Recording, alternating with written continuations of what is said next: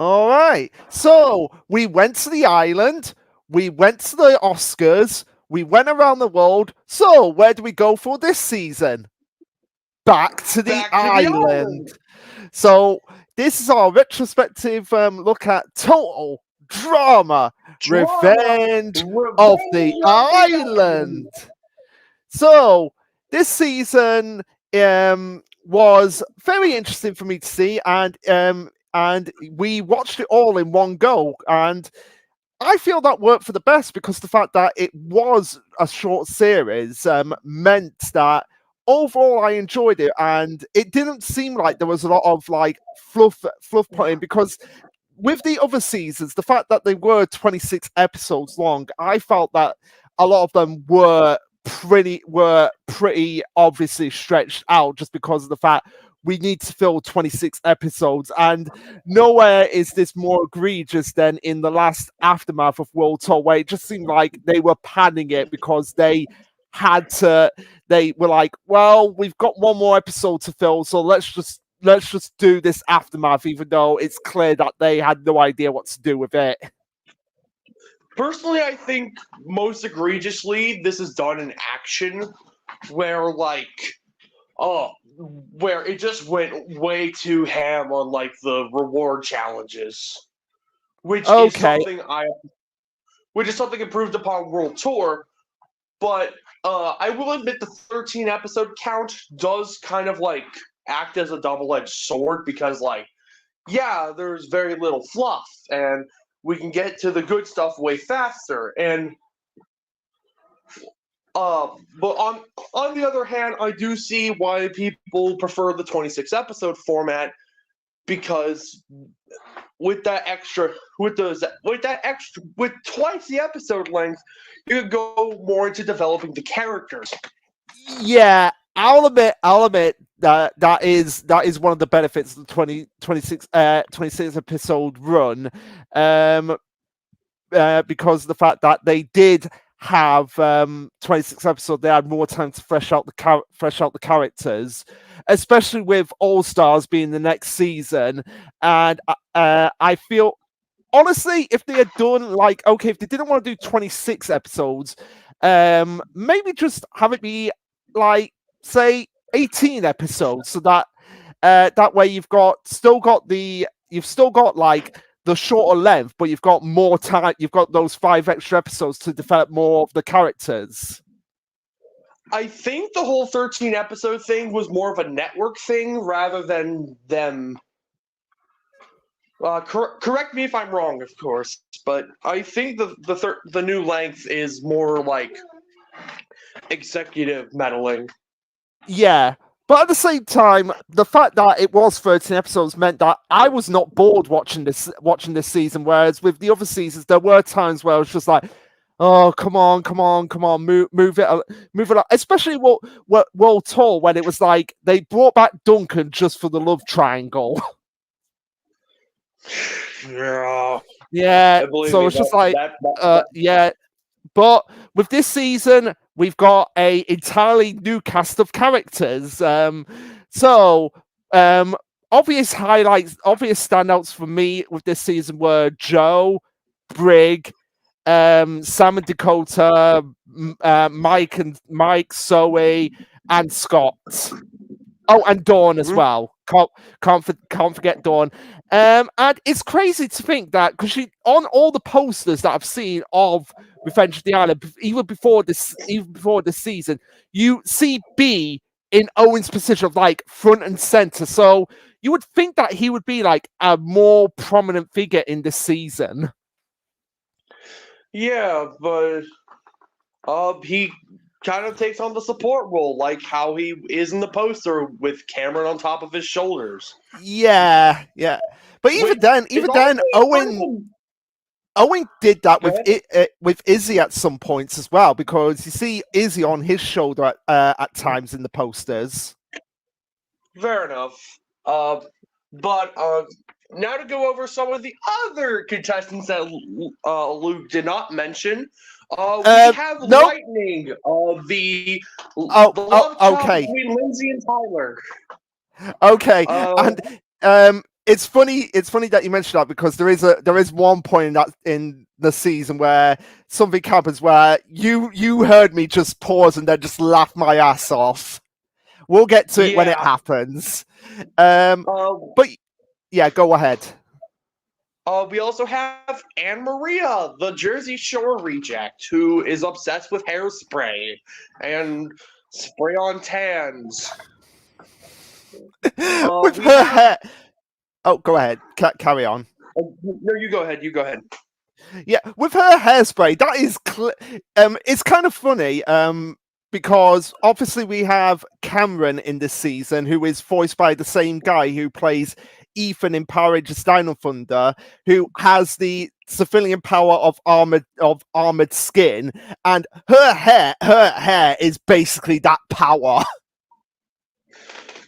Yeah, I don't know what's in that hairspray, but her hair might as well be able to deflect bullets.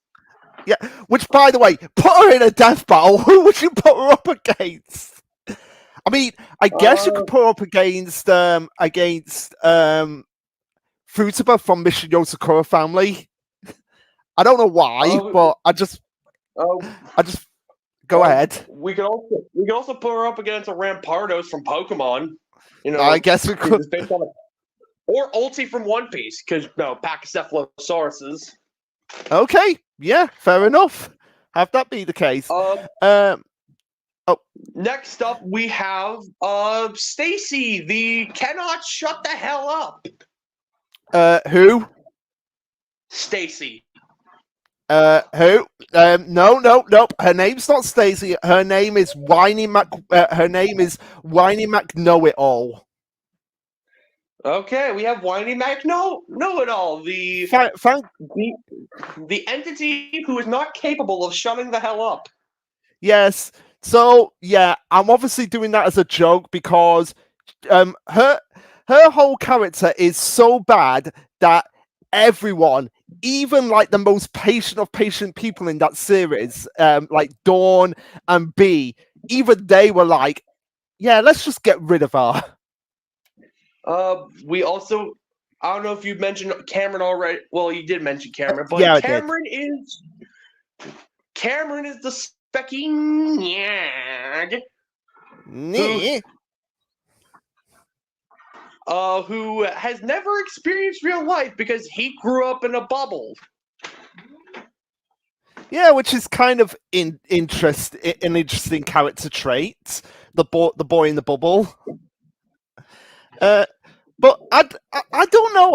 I honestly would want to believe that his parents at least let him go outside at one point in his life. Oh, he could go outside in the bubble. Yeah. So it's not. I don't think it's not like he's never experienced life. It's just that he's never been out of his bubble before. Yeah. Which honestly makes me ask, how did they get the bubble out of a door? I guess the door. I guess they sort of like squeeze the bubble. Oh, I lost Tyler quickly. He's back. Yeah. So I guess they kind of like squeezed the bubble through the doors and then just slid it through. I guess that's how they did it. I guess, but with depending on how much force they put on that bubble, they could have risked turning Cameron into a human pinball. They could have done. They really could have done. So unless they had like someone like one person outside, one person inside, yeah, or some shit. But anyways, to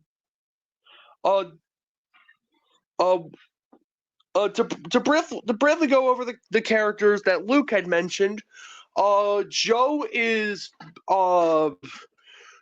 basically the kind of like Eva, except has better social skills. I think she's also based on like that one gym teacher from Glee.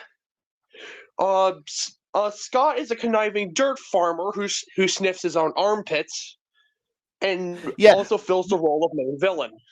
Which I've got to say, Scott, as a follow-up to somewhat like the manipulative Alejandro, I thought he did a really good job because Alejandro was more of like the undercover, sneaky manipulator, whereas Scott was like the overtly I am so obviously manipulating you. But the thing that worked to Scott's advantage in this season was that he knew was that everyone was just spilling the beans about their secrets, so he could use that to his advantage anyway. It does beg the question on how nobody except B, Dawn, and Cameron can catch on to what the hell Scott is doing. And but one argument against Scott because he's a little too obvious. Yeah. Like even Sam is like, hey, what are we doing? But he doesn't. But the neurons don't connect to be like, wait, Scott's trying to sabotage us. Well, I guess because he's doing it so obviously that they're kind of like, yeah, he's not really manipulating us. It's kind of like that joke in the film Spaceballs where they go, so the combination is 1, 2, 3, 4, 5. That's the stupidest combination I've ever heard in my life. And I'm like, no, that's so stupid. No one would ever think of it. I feel like that's kind of like what Scott's going for, is that he's being so obvious in his manipulation that people are thinking like, yeah, he's not really manipulating us. Oh, so it's like,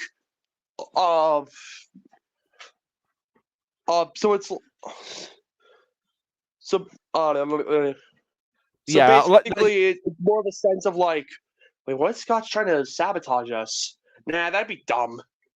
I guess really, it's more of I guess it's more of like what you're trying to say is more of like a reverse psychology. Yeah. Yeah. So that's So, kind hey, of like what it's going for. So I guess Scott's an undercover genius on the likes of Izzy. Yeah. Well, speaking of Izzy, we get cameos from the original crew, from the original contestants in this season. Some of which generally did surprise me. Anyways, onto the newer characters. We got Zoe and Mike. Zoe being her label being the indie chick, even though doesn't really like mean anything. Her shtick is that she was very lonely and never really had the chance to make friends, and she's basically a giant people pleaser. Yeah, which Mike, honestly, I'm just gonna say honestly with Zoe's character, I can really relate to her in the sense of just the fact that of the sense that when growing up I had very awkward social skills because obviously I'm autistic, so that's going to be an issue, and I'm always like worried at times, even to this day, like, am I saying something that gets people to think like, oh, keep away from Luke? I always get that feeling that everything that I'm saying is going to have a negative effect sometimes. That's totally fair. I can relate to Zoe. And yeah, and obviously we've got Mike as well, who or is it Chester, or is it because what Mike has in this season is and I did look at this on his Wikipedia page. They did admit that if it was being written today, Mike would have been written more appropriately for people with what they describe him as having. Yeah, so Mike has dissociative identity disorder. So basically, depending on certain external stimuli, other alters will come in front.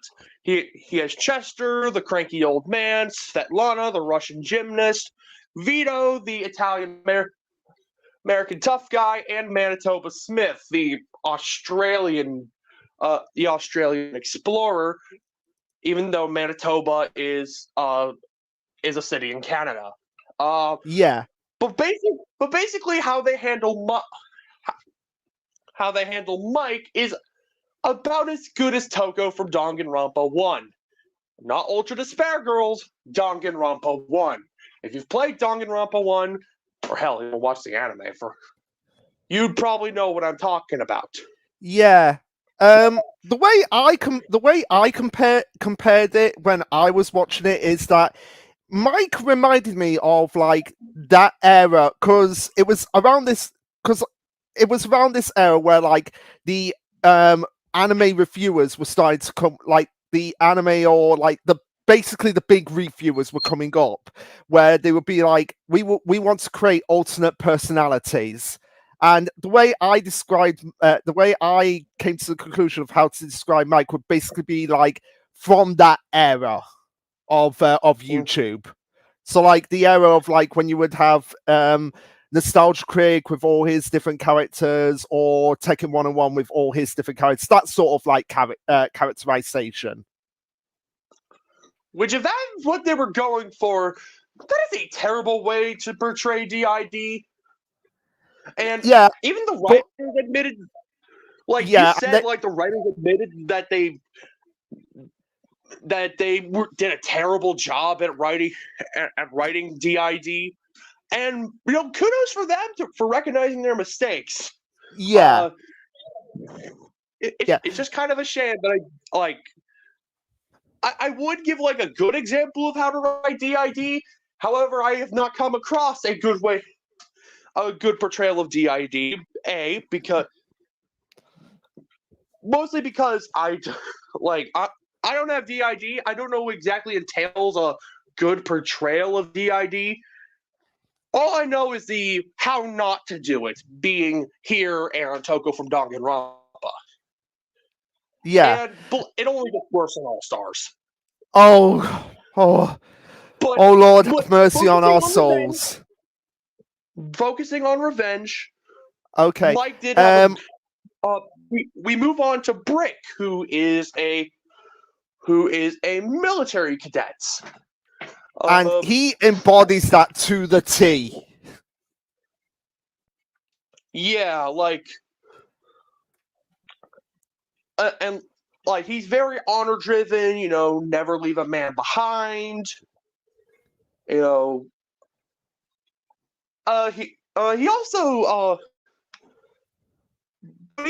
but for like the time he spends on the island, he definitely feels extremely fleshed out, because we find out he's into fashion, he's afraid of the dark, he's pissed himself on more than one occasion. Which, hey, good for him for at least admitting that his more embarrassing situations. Yeah, because it's only from our lowest moments that we can reach our highest. Honestly, Brick might, on rewatch, Brick might be my favorite character this season. Oh, he's up there as one of my favorite. I loved him. And I also loved another character which I really wish got more screen time, Dawn. Which, if you look at her, and regardless of how you think about the author who created this franchise, this is just for point of reference. Even the wiki acknowledges this. Dawn is basically Luna Lovegood from Harry Potter. Like, if you just look at her, look at a picture of Luna Lovegood, you're like, yeah, no, we know what they were going for with this.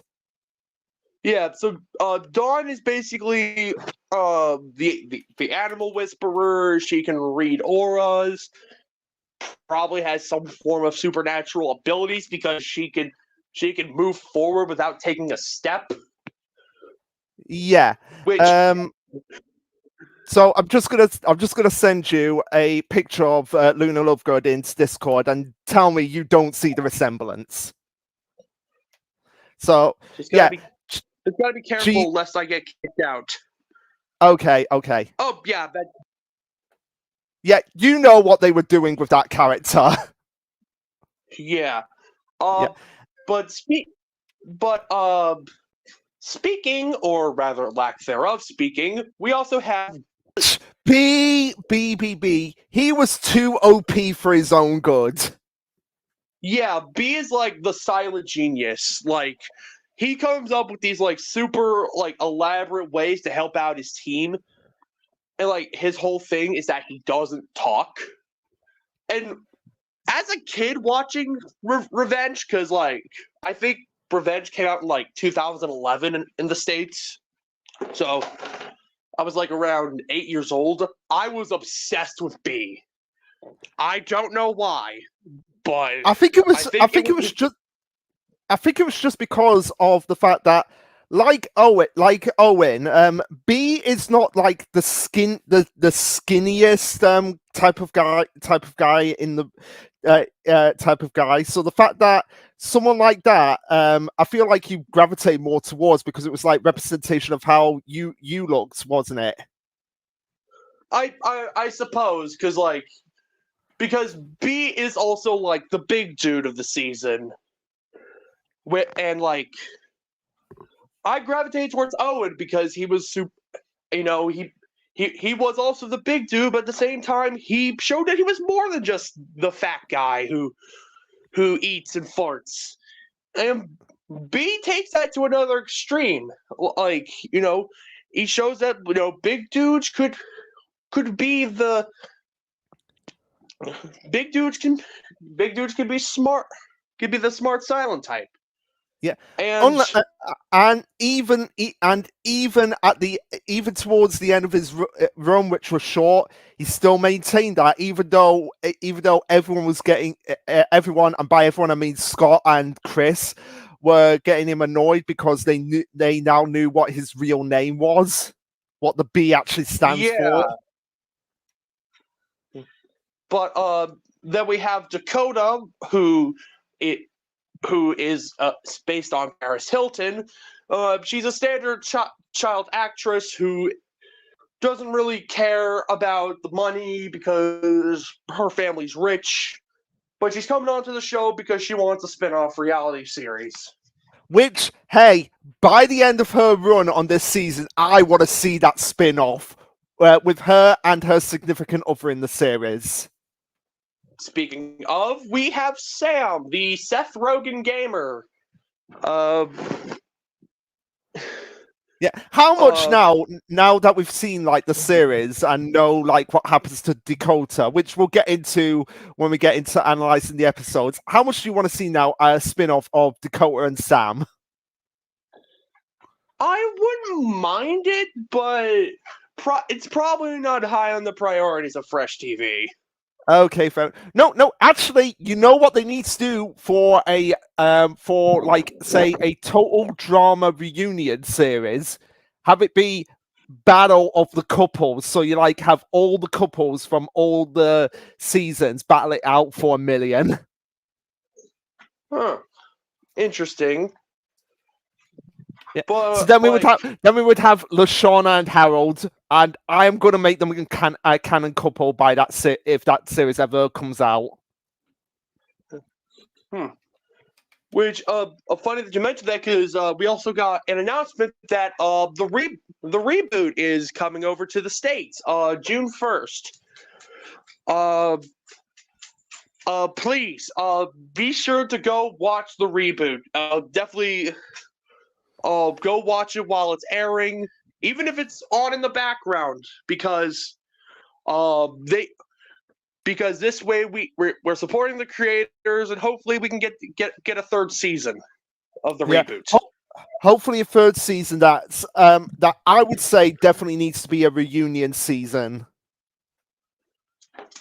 We're probably going to be following the reboot cast again, but who knows? Maybe this season could be like a world tour type, where it's bringing in the reboot cast plus some new characters, and hopefully like a new setting. Yeah. Well, okay, we'll get into that later. Yeah. But I think we've covered everything with all the characters this season. That the new ones. Yep, and I did put this in. Actually, I did put this in the description. Sorry to cut you off there, Tyler. But yeah, No forget worries. about jumping the shark in this season. In this season, the shark jumps you, for better or worse, because this is where total drama goes from the realms of semi-realistic to full on. Okay, this is too far-fetched, even by total drama standards, because Chris has sold out the island to a biohazard company that's spilling toxic waste that's mutating all the animals. And from like a pure world building standpoint, I do like this idea. It's putting a spin on a classic location. Plus, it does give decent ideas for obstacles in which our campers can encounter. From a Yeah. story perspective, you might as well be turning Chris McClane into Monokuma. Oh, definitely. If I had a nickel The for only every thing time I reference Danganronpa. you're only saying that because you're voicing Monokuma in a fan project. I mean, one, I am, but secondly, I'm not the only one to make that connection. Okay, fair enough. Yeah, even Death Battle have made that connection, which is why the Death Battle fandom has, which is why if you go on the Death Battle fandom wiki, they have Chris McClane going up against Monokuma and Duncan going up against Mystery Man. Okay, but yeah, so getting into the episodes proper. So how do we start off this season? Why? By saying, hey, here's all the old characters. I bet you want to see them again. Too bad they're not here. Here's the new guys. And how are we going to get them on this island? By blowing up the boat. And forcing them all to swim. Yeah. Which segues into episode 1, bigger, better, brutal Earth. And uncut. I'm sorry, I had to make the South Park reference there. Bigger, longer, and uncut. Yeah, no worries. Yeah. So. Oh, go ahead. Go ahead. Yeah, I was going to say You go. Okay. We see in this segment for all the characters swimming. We see Enrita wanting to beat the shit out of Chris, which, hey, that's not for Luke. That's just Tuesday. Yes. We see Joe and Lightning kind of flaunting their physical capabilities, with Joe just pushing everybody out of the way, and Lightning lifting Cameron from the water, with the latter not being able to swim, as he lands on a rock while Scott leaves him to drown. Smooth move, Scott. Bravo. Smooth move, Scott. Which, by the way, now you know what? Now that I've realized it, Joe is pretty much what I think of when I think of what Eva should have been all along, in the sense that she's athletic, she's aggressive, but not and she can be rude at times, but not mean per se.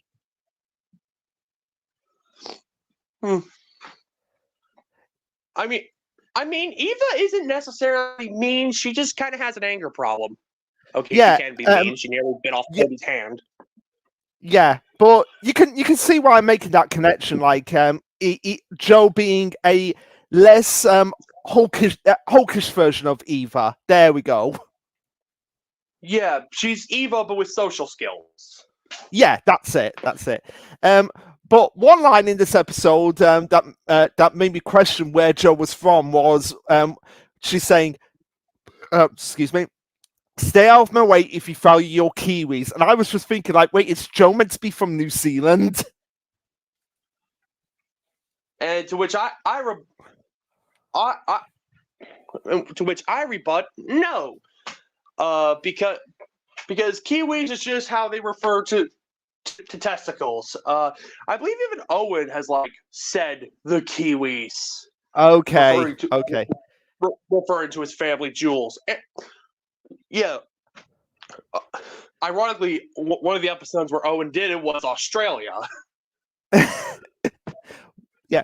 And also Bee's aura, according to Dawn, is purplish green, which, by the way, yeah, she has to have some sort of like superpower because she can read people's auras.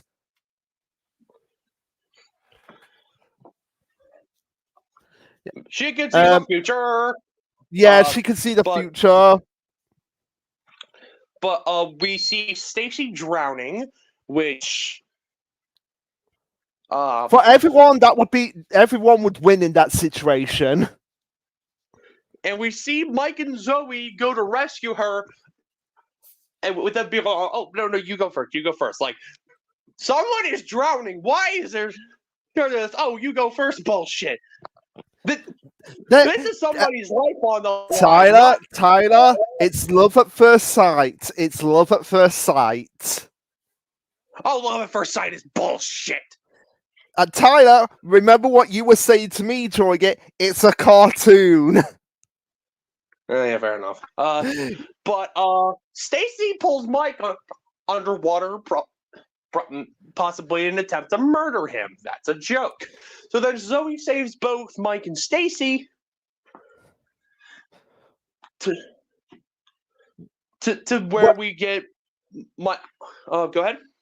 Well, even if Stacy was attempted to kill, she'd be like, "Oh, my great uncle's father's cousin's nephew's former roommate is very knowledgeable in CPR. He'll be all right." Yeah, this is why everybody hates Stacy in this season. All she does for this one episode she's in is just go, "Oh, my." Insert random extended family member is good at all this stuff or invented this thing or oh, my great grandfather invented swimming. I'm just there like, ugh, like, really? This was the best they could do? Yeah, and based on her title of the compulsive liar, she's completely full of shit. Yeah, she is. But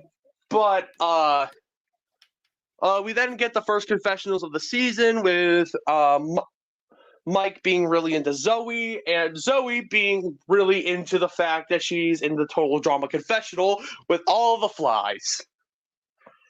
Yeah. Which, by the way, later on in the season, someone actually gets one of those flies in their mouths, and when that happened, I'm like, wow! It took them 4 whole seasons to get to this point. Yeah, I like that fly too. His name was Tony. Poor no. His name. His name was Austin Jason. He was too good for this world that he had to be banished from it.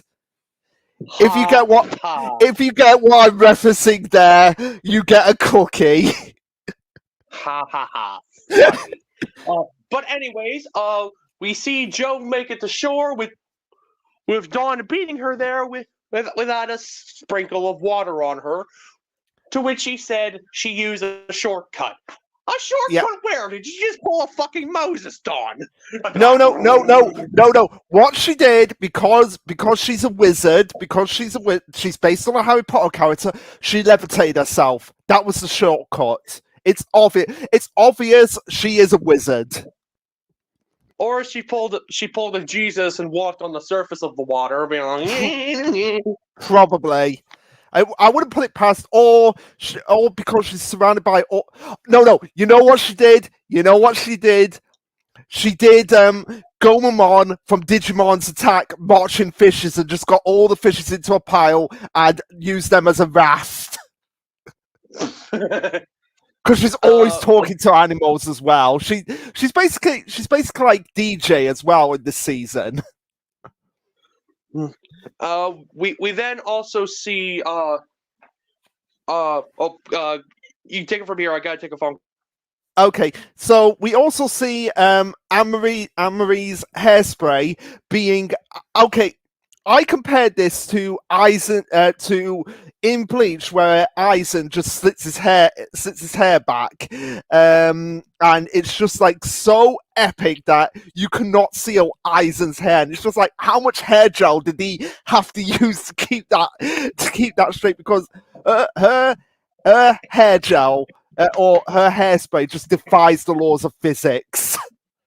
Like it is basically just like a bulletproof shield. I mean, it is stated that the hairspray does waterproof her hair. It also did Cameron's lungs, but I just don't I just find that funny. But anyway, when they get to the island, we see that one of the cabin. I do believe it's in this episode where we see like the new cabin, isn't it? The first episode. Yeah. We see a new cabin that will have a more like a more prominent appearance in All Stars. Which, hey, the All Stars, it sounded like to be a really good season, Tyler. Oh, you have no idea. Note my sarcasm based on what you've told me about it, and based on what I've heard in the vibe of it. Like, it is often considered the worst season when it could have been the best. The worst season either between that or Pocateo Island.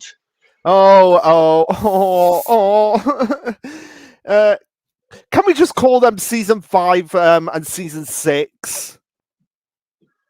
Yes, we could call them seasons 5 and 6 because that's what most of the community does. That's what we're doing. Okay, right. So the challenge this time, the first challenge is totem bomb serving. Totem. This is a mouthful to say. Totem bomb surfing, where Chris has bombs attached to these totems that they have to defuse and then use them as surfboards to slide down a hill. Yep. This is also where the two teams are formed. We have the Toxic Rats, consisting of Lightning, Scott, B, Dawn, Lightning, Scott, B, Dawn, Dakota, Sam, and Stacy, and the Mutant Maggots, consisting of Joe, Brick, Zoe, Mike, Cameron, and Anne Maria. But basically, they have to get the totems to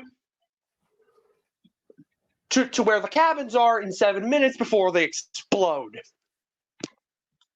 Which, yeah, if that doesn't sound like a Duncan Roper challenge, I don't know what is. But they're also hanging from are being suspended by a rope. But from a tree, which gotta say those gotta be some strong ass trees. I don't know, maybe mutant trees. Yeah, considering that there's a mutant tree later on in the series, it doesn't surprise me. But we see the maggots get a trampoline to help them in the challenge, while the rats get a hacksaw. Yeah, we do see like Cameron's nerdiness come in handy here, because he uses the trajectory of the trampoline to figure out like, okay, my weight versus this trampoline, how much like leverage will I need? And then Joe tries to do the exact same. It's Joe who tries to do the exact same thing, and he's there like, no, this is only for my weight. No, he was calculating for Joe's weight, but then Anne Maria tried to. Oh yeah. Tried the trampoline and just hit the bottom of the totem pole before Joe kicks the trampoline out of the way to where Anne Maria hits the ground. Yeah, so that was kind of funny that she was like, "Oh, let's just do it." Like, no, we're trying to work it out for one person, not you. And then while we see Lightning trying to climb a tree to no avail, we see B cooking up a scheme using the power of a seesaw. Him and Keo from V3 would be very good friends.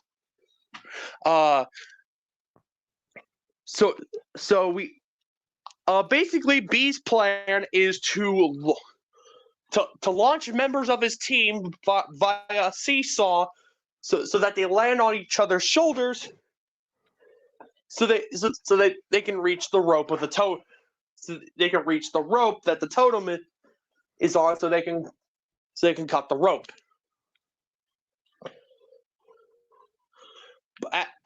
As for the maggots, we see Brick jump, use the trampoline and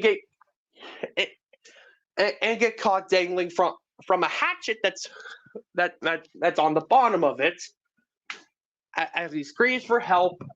And this is where we get introduced to one of Mike's alters, Chester, who comes out whenever Mike is feeling extreme levels of frustration. And Chester is the stereotypical old man that you say like, "Oh, you kids these days and your Millennium items and your card games and your hula hoops and your hopscotch." You do. Kids and their totem poles and their and their toxic waste. Back in my day, if we wanted to have fun and get dangerously hurt, we went into the factory. What factory did Chester go into to have fun? He didn't. I just made something up on the fly. Okay. All right. So yeah. And eventually, it's the toxic rats that get that Dakota's on, isn't it? Yeah. Yeah. So she ends up getting on top of the team with the hacksaw, and she's just there like, "How do I cut this thing?" And then we have I believe it's Sam who said, or it's Sam who says, "Pretend it's like a steak knife." That was Dawn. Sam is just like, "Teeth down, Dakota." Okay, yeah. And then we have Dawn say, "Pretend it's a steak knife," and she uses that to cut the rope, and they get the advantage then because I believe they're the first to actually cut it. Actually, no, it's actually the maggots, because we got there was a radioactive squirrel. There was one of the laser squirrels that shoots lighting out of its eyes. And Chester accidentally throws a rock at it, which causes it to terrorize the maggots. But before one of its lasers bounces off of Brick's face and hits the rope. Okay. Which brings down the totem, and then the maggots go surfing.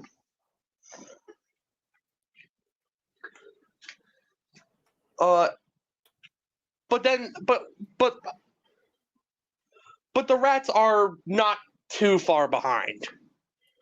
Yeah, so it's kind of neck and neck for the most part. Yeah. It's also here where we get a cameo from Owen, in which Chris drops the bombshell that he's not competing this year.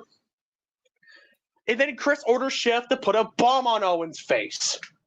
Which, how does that not kill Owen? Or does he just eat the bomb? Well, it's probably visibly damaged, but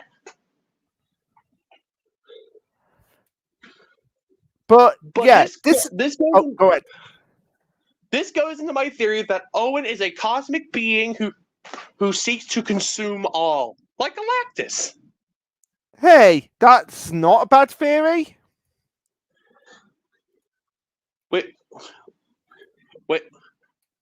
He's up probably best friends with Kirby or some shit. Oh, absolutely, absolutely. Owen is best friends with Kirby, but this leads into like one of my like, oh my god, Chris is going off the deep end moments. I thought Chris liked Owen. Hey, hey, he'll do anything as long as either someone gets hurt or the ratings go up. Yeah, but to do that to Owen, yeah, it's a little bit of a dick move of Chris. Well, no, it's not a little bit. It's a big dick move of Chris. So we have the toxic rats first arriving and planting the totem on the stump that it's meant to be at. But then we have the mutant maggots come in and use their totem to destroy the cabin, the brand new cabin, With an 8-person hot tub and air conditioning. which Chris obviously got from the plane in the last season. The hot tub was destroyed last season. No. Chris, I imagine off screen somehow got it protected and got it sent back to the island. But somehow this means the maggots win because they're the only team with the cabin still standing, which is bullshit because the rats should have won because they were the team who brought their totem first and defused the bomb. But remember, Tyler, Chris breaks his own rules all the time. Yeah, he basically breaks his own rules once every hour. And he brings that. Oh, go ahead. Go ahead. No, I was going to say because in the elimination, which by the way, thank God there's an elimination each episode in this season, because it just allowed again for things to just keep moving at a more rapid pace, like at least keeps things interesting. But yeah, the only reason I think Chris made the Toxic Rex lose in this is because he probably knew that, oh my god, Stacey's going to be another Serena, another Sierra. We need to get rid of her ASAP. I like that headcanon. I am now taking that on. Yeah, I am taking that on as well. That is my opinion, and I'm sticking to it because you know how even Sierra annoyed Chris with her just constant fact checking to the point that even he was like getting angry at her. So you imagine like, oh my god, this because she was bringing up embarrassing stuff about Chris, like how he had a cooking show that was canceled after one episode, or that he was a part of an '80s band, or how he made cat videos.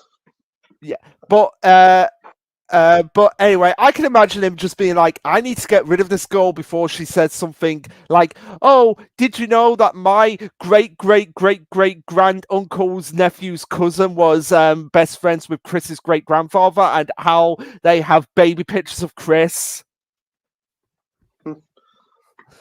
I could just imagine her saying something like that, and Chris being like, "Right, we need to get rid of her ASAP." Which they do because Stacy definitely got the most votes and received a new little item called the Toxic Marshmallow of Loserdom, which is a marshmallow that was exposed to the toxic waste. When Stacy holds it in her hands, she loses all of her hair. Mm-hmm. And the way she goes home is in the hurl of shame. Don't know which if is just still pending on that. Which is just basically a catapult. Yep. And as she was about to spew one more fact, Chris sends her flying. Mm-hmm. So yeah, overall, pretty a pretty solid start to the season. We got ideas of what the new characters are like, and we got rid of the worst character right off the bat. Yep. Moving on to episode 2, Truth or Laser Shark. And with a title like that, naturally it's going to involve a panda. No, I'm just kidding. It involves a shark. So we get introduced to a new reoccurring character of the season in Fang, who becomes the bane of Scott's existence. Yep, because so basically how the Scott and Fang rivalry started is that well, I have to explain the first challenge. The first challenge involves humiliating trivia about each of the contestants, like how Sam let out a giant ass blast on a first date, how Brick pissed himself on the first and last day of school, and how B's name is actually Beverly. Oh no, we can't mention that. We can't have B being embarrassed even more. Yeah, and because B didn't give a verbal response, again, this is the guy who doesn't talk. Chris decides to penalize the rats by dunking them. And this is where we meet Fang.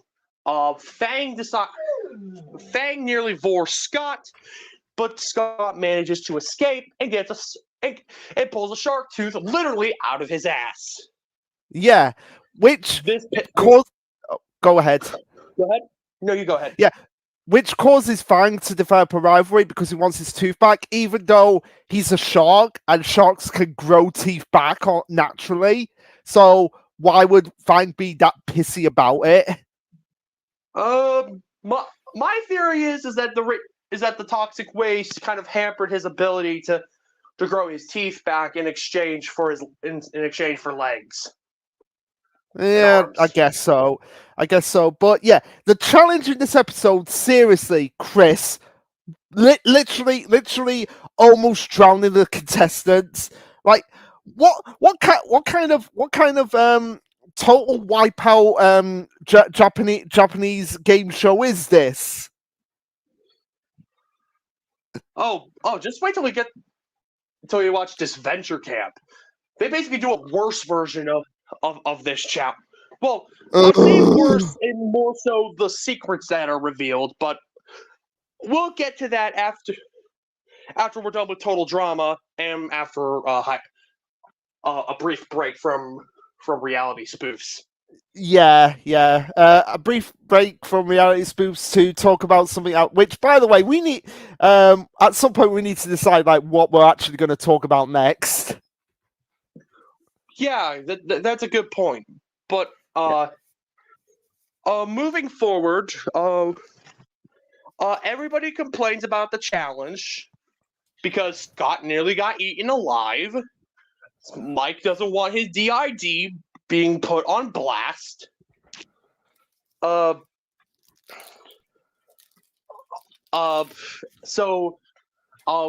their complaining goes on for so long that they run out of time, and so Chris decides to move on to the second challenge, the Mad Skills Obstacle Course, which I wouldn't be surprised was supposed to be an homage to Harold in the name. I think it actually is. Let me look it up. Let me go on the wiki. Mad Skills Challenge Total Drama. Truthful Laser. The Mad Skills Obstacle Course. So general trivia. Yeah. According to Todd Kaufman, which is one of the staff members, one of the directors, Harold was originally supposed to make a cameo in this season, but it was cut from the final release due to the episode's reference to him. It's highly likely that this would have been the one featuring him because it does say the obstacle course named includes the term "mad skills," which is a phrase often said by Harold. So yeah, it was. Oh, okay. Or at least it was it's a shame. Yeah, it's a shame Harold didn't get a cameo in this season because I would have honestly loved to have known, like, did him and LaShawna hook up eventually? I mean, hell, like, outside of the cameo he makes it in the first episode, we never see Harold again. Yeah, and he's seen there dancing with Lashana. So my headcanon is that after World Tour, Lashana was just like, you know what, Harold is a nice guy, and it wouldn't be too bad to be with him. So she probably decided to give him a chance. Mhm. Whether that chance worked out or not continues to be a mystery. Yeah, I am going to say it did. I'm going to say Harold finally got the girl, because if Sam can get the girl, Harold can get the girl. Okay. But anyways, initially the loser of the first challenge was gonna wear glasses that would hamper their vision. But since the challenge went uncompleted, everybody has to wear them. Yeah, everyone that is except Scott, because he is an Well, obvious cheater. yeah, he goes the Duncan route of cheating and just putting on the glasses just high enough to where he can still see. Because I forgot to mention, this episode is also where Scott's strategy is revealed. He is sabotaging his own team to give the maggots a false sense of security before he picks them off. Which, hey, it's a sound strategy. Yeah, The only make problem is make he's it. constantly putting himself in danger to make that happen. Yeah, but hey, it's a good idea in theory. Make your enemies feel a false sense of security before you pick them off one by one. But But yeah, also in this I episode, raised how he's supposed to pick off the maggots if his own team is in shambles. yeah. But also in this episode, we have the start of Dakota and Sam's romance, because of the fact that they both have something in common of them being the tech savvy ones, and they get their tech taken away from them, so they both have withdrawal syndrome. So now they're like, wow, we have to actually talk to people. Yeah, yeah. We also got in terms of the obstacle course. We have Lightning and Anna Maria getting kicked by a boot, which is called the kickstart. We then have the Cannonball Run being performed by Dawn and Brick, Scott and Joe going through Wrecking Ball Alley, which is basically a rotating cylinder with a giant wrecking ball swinging through. We have the Gangplank being performed by B and Zoe, which is basically small platforms being gnawed at by rabid mutant beavers. We have the Bouncing Agony of Double Trouble, which is basically the big balls from Wipeout, except they also shift up and down. And then we have the Grand Slam, being performed by Dakota and Cameron, where they have to swing on a rope to land into a giant baseball mitt. All this Yeah, while wearing those glasses and passing off a their mascots. yeah, which is a toxic rat and a mutant maggot. And I've got to say, Tyler, I still would take the rat over the maggot, because the thing is, I've held rats before, because my sister used to have pet rats, so I've held them before. So I would rather have held the rat than the maggot, because it's a maggot. It also vomits in your face. Yes. Whereas the rats would just bite you, but if you know how to handle rats, you'll be fine. Which is what B does. B does. He simply just puts the rat in his pocket. Mm-hmm. I mean, you also have to risk like super rabies or like the super plague.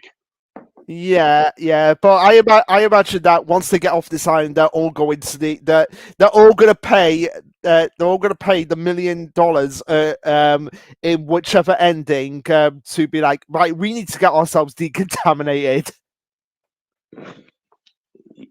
Yeah, one giant decontamination shower for everyone. Yeah. So Uh, Um, so in this episode, it looks like Dakota is going to win it for the toxic rats, but of course, because she's a Paris Hilton lookalike, her paparazzi has to come in and ruin it. yep. And then Cameron wins it for the maggots. Yeah.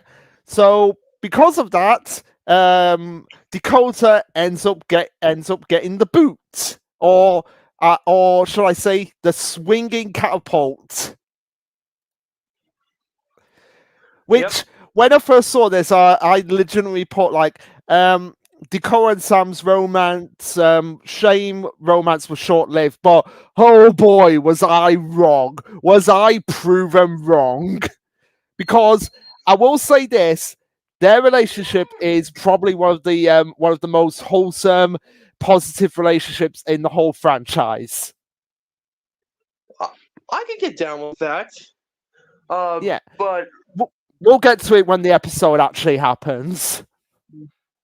yeah, in the meantime, we have episode 3, Ice Ice Baby, aka copyright infringement. Yeah. So, Vanilla Ice, don't sue us. Yeah, which starts with a which starts with a map.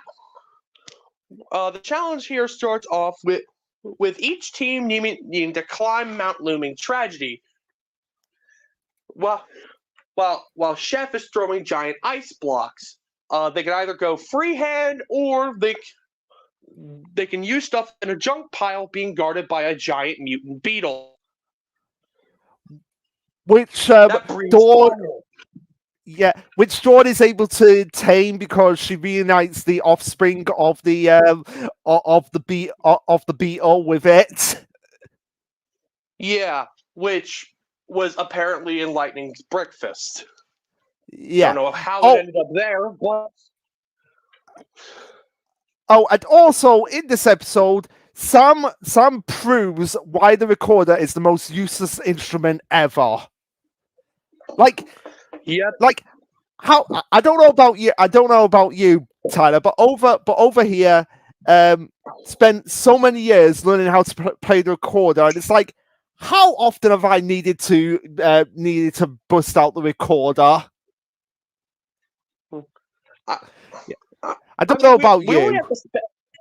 We only have to spend one school year learning the recorder, thankfully. Oh no! I was involved in a music school where the recorder was very prominent. Granted, I did also play the clarinet, which was much better. And I played the bass, which is also much better than both. Hey, don't diss the wind instruments. Don't diss the wind instruments. I have a buddy who played the saxophone in marching band, but then again, he also played the bass. Yeah, yeah. I would love to learn how to play the saxophone or saxophone. Simpsons reference there.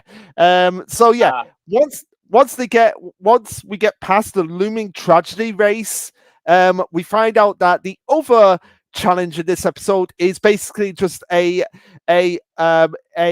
ice fort capture the flag style challenge. Where Scott thinks like, oh, the castle, that's obviously a trick. We're going into the obviously worse off situation, which turns out to be the obviously worst situation. I mean, if you think about it. Oh yeah, go ahead. Think about it like this. Because the shack is lower, they have an easier time firing the projectiles they're using in the challenge, being snowballs that they have to fling off the handle of a shovel catapult style. And because the castle is bigger, that means it's a bigger target. Because the two ways you can win is either destroy the enemy's fort or capture the enemy flag and bring it back to your own fort. Because the castle may seem nicer, but it's also a bigger target. Yeah. And B cleverly exploits that because it's like, wait, there's a mirror here, the sun's coming out. Oh, we'll just use the sun and the mirror to melt the castle. Yep. Until it looks like they're about to win, in which Scott sabotages B's mirror plan by reflecting it off of Sam, who got frozen in a river.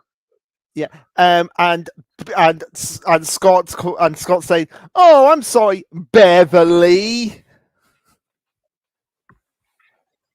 Yep. And but unfortunately, also, this is where. Go ahead. Oh, yeah, I was gonna say, like, the snowballs in this episode, I legitimately put them like the snowballs are basically Daddy Bird's presence attack, so it can either hurt you or be a reward for you. Yeah, and this is also where we see the giant mutant beetle and its offspring again. Mm-hmm. But the maggots end up winning again.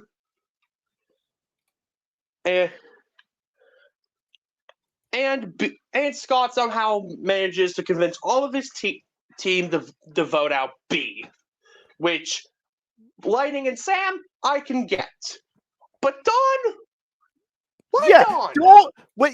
Dawn, Zoe, and Anne-Marie. Why? Well, we'll get to Zoe and Anne-Maria later, but Dawn's able to read minds and auras. Yeah. So she can confirm whether or not Scott's lying. Yeah. So in this, so it was obvious why they did this. It was obvious why they got rid of B. I think even the writers knew, like, B, if he was still in the season, it wouldn't be a mystery about who was going to win, because if B had stayed in the season, he would have dominated all the challenges. He was too, like I said, he was too OP for his own good. So they had to get rid of him in order to make the tension of who was going to be in the finale more tense at that front. Because I guarantee, like I said, if it got to the finale, it would have come down to B versus someone else, and B would have just swept it. Yeah. Which does give me the idea of like a rematch season, like how they did in the reboot. To kind of give B kind of shine. So it was kind of like what I was saying there, like a character just was too OP in the reboot that they had to make a rematch season. Well, it was so that like some characters got spotlight in season 1, they became first boots in season 2. Where some people were first boots in season 1, they got more time to shine in season 2. Okay, that makes sense. And Asby is going to speak before his first words are uttered. Chris is like, "Yep, time's up. See you, B." Yep. And this is where, after being kicked in the last episode, Dakota is back because her daddy basically brought her back into the season, but now she has to be an intern for Chris, which I feel is a lot worse than actually being in the challenges. Exactly. Because based on like how Chris treats his interns in later seasons, it might as well be indentured servitude.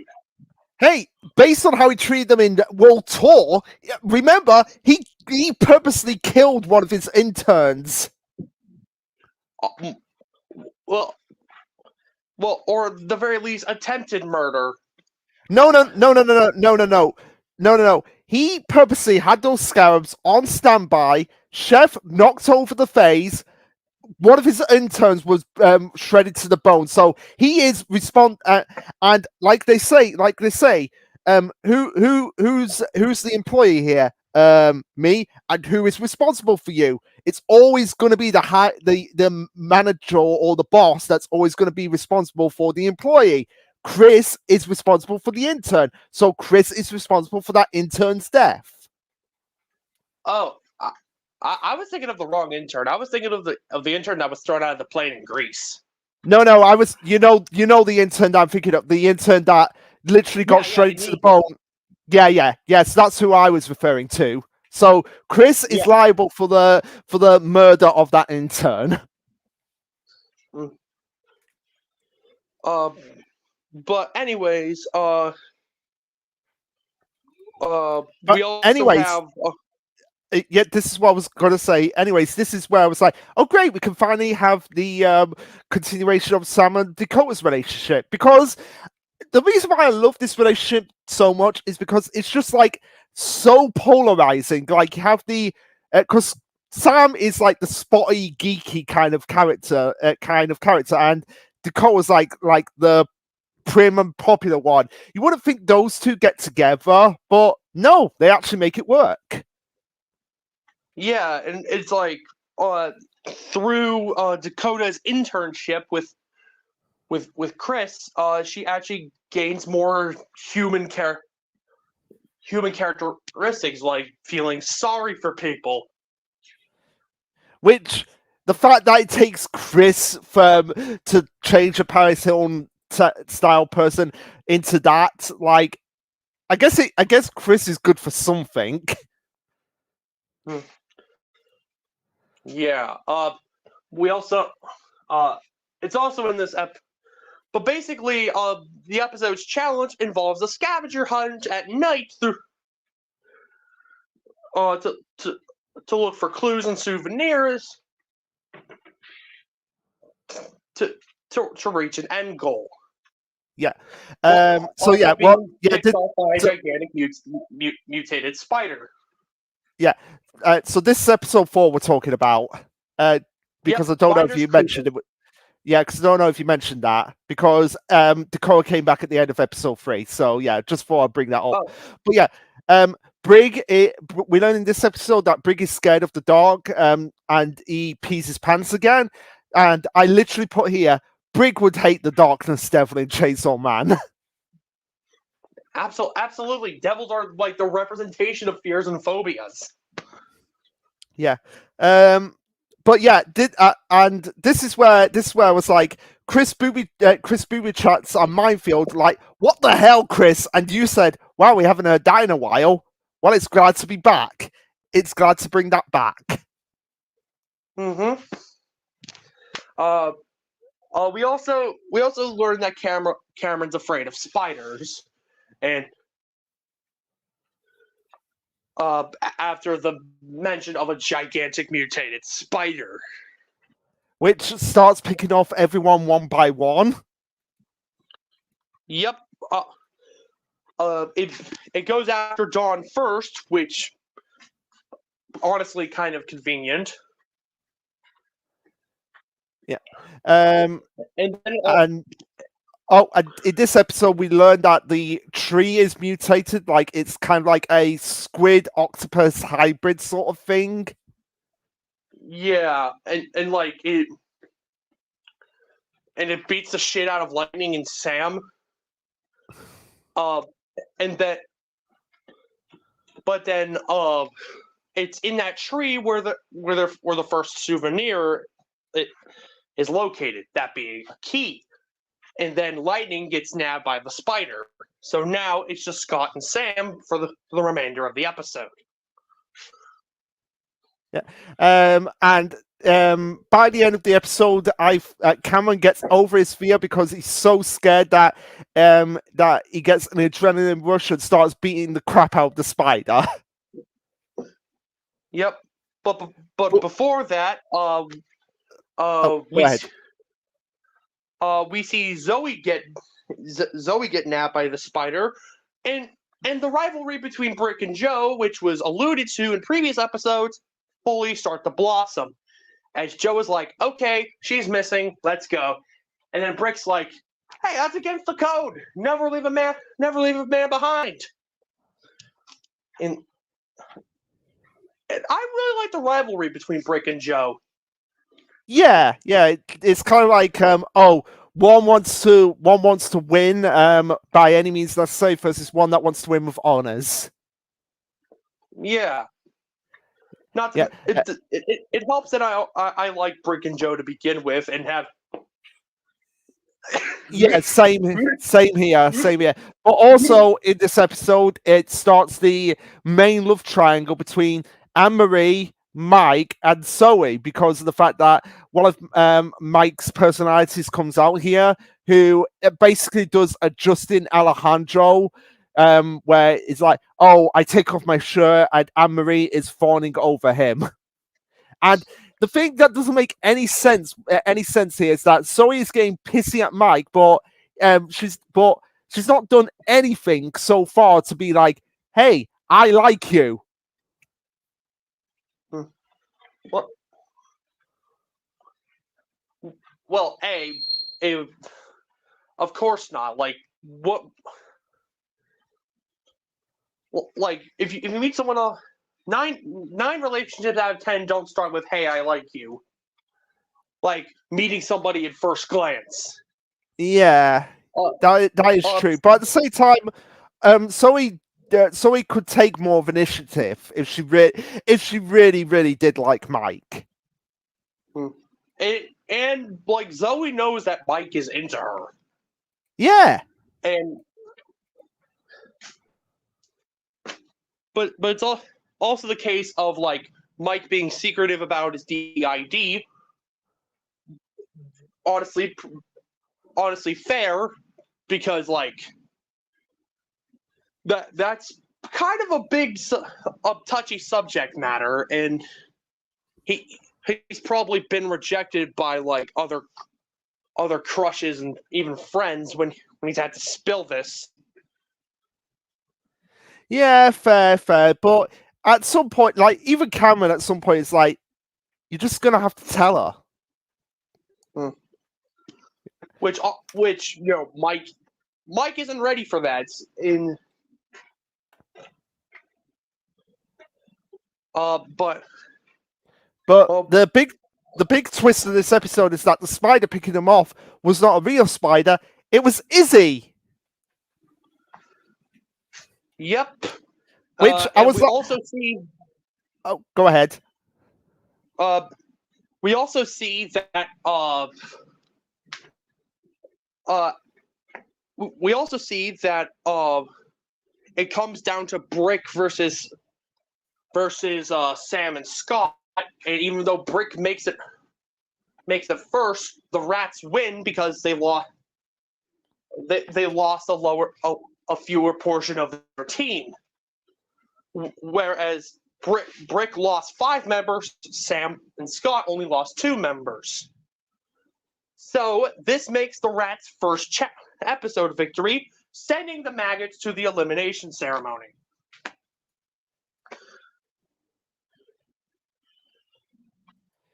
Which again, yeah. So sorry, I was just gathering my thoughts together. Which again, no one except the intern, that is Dakota, gets eliminated. Yep, because Brick gets swapped over to the Rats. Yeah. So, and I guarantee that Chris only got rid of Dakota here again because he was like, well, nobody's getting eliminated, and I want to use the catapult.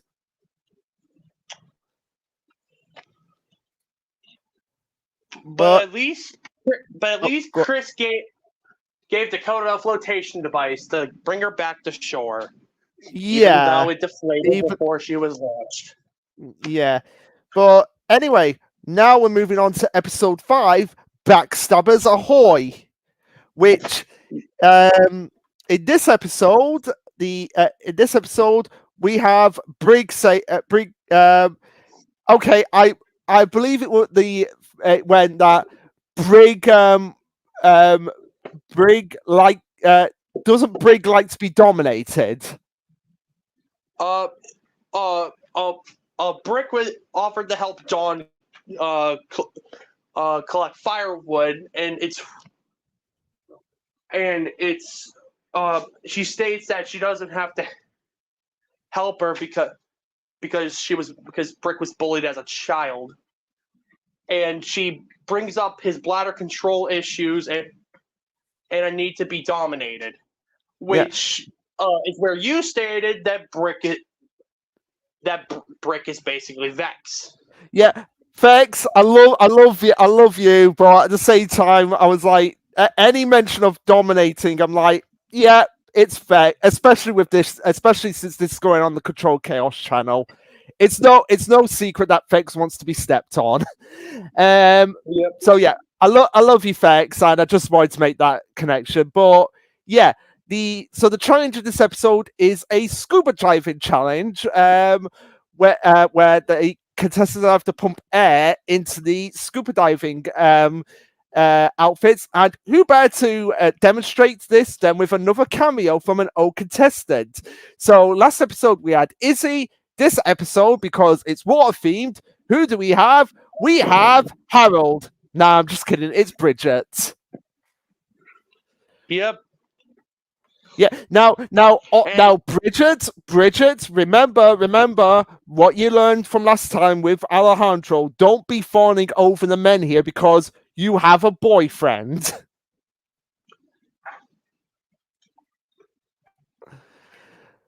I mean, But go ahead. I wouldn't worry about that because there isn't much to fawn over when she's busy being trying not to become the food of a bipedal shark. Yeah, fair enough. And in this episode, we have Fang versus Brig, which I imagine Fang doesn't realize that it's not Scott, it's Brig in the scuba diving suit. So he's like, I'm going after him anyway. I think Fang doesn't care as long as, cause like, dude, he's a fucking shark. Yeah, but he seems to have more of a thing for Scott than anyone else. He's probably like, I mean, hey, he's not Scott, but you know what the heck? Yeah. Because Lightning ends up pumping too much air into Brick's scuba suit, and Fang ends up treating Brick like one of those paddle balls until his air tube detaches and ends up flying after he brings up his team's skis. Yeah. So and also the mutant maggots are arguing so much that they don't realize that they have that Zoe has her feet on the no, it's not. Yeah, it is Zoe has her feet on the air pump that it's not allowing Joe to get any of the air into her lungs until the very, very last minute. Well, it's more like Mike is explaining to Zoe that he doesn't remember kissing Anne Maria, and that Mike is really into Zoe, and then Anne Maria pushes Zoe off the air hose, which then starts a fight between Anne Maria and Zoe, which inadvertently causes Mike to lose his shirt, which brings out Vito. Yeah, which you would think that Zoe, seeing it up close and seeing what's going on, would be able to put two and two together, that this is obviously not Mike talking here. Maybe she's never seen DID before. Maybe. But yeah, so the next part of the challenge is that they are in a boat. So like the mutant maggots, because they lost, get a not safe inflatable dinghy. The toxic rats get a speedboat, and they have to fire mutant seagull snakes at target to hit a bell. Yep. So we have and those seagulls are part seagull, part rattlesnake, complete with paralyzing venom. Yeah, complete with paralyzing venom. So we have, for the toxic rats, we have Scott on the gunner. We have Lightning driving, and so we have Sam, Dawn, and Brig basically being basically being the skiers. Whereas for the mutant maggots, we have who is We it? have Who is Zoe it? driving, Joe Zoe Golding. driving, Joe Gooding, Anne Maria, Cameron, and Vito skiing. Yep, and the way Scott sabotages his team this time is by is basically just wasting the rat's shots by either aiming for the target and feigning missing, but he manages to hit the bell on the buoy. Mm-hmm. And then he takes out lightning, which makes the venom seem less paralyzing and more like a hallucinogen. Yeah. So, and in this episode, everyone's stuff is going missing as well, and Scott uses this to his advantage to basically use it to get rid of Dawn, because up until this point, even though Dawn has been like one of the more has been one of the nicer characters, everyone's been very suspicious of her. Well, actually, it starts with Lightning's protein powder going missing, Joe's whistle, Scott's shark tooth, and Anne Maria's hairbrush going missing, and Scott trying to frame Brick because he's the new guy.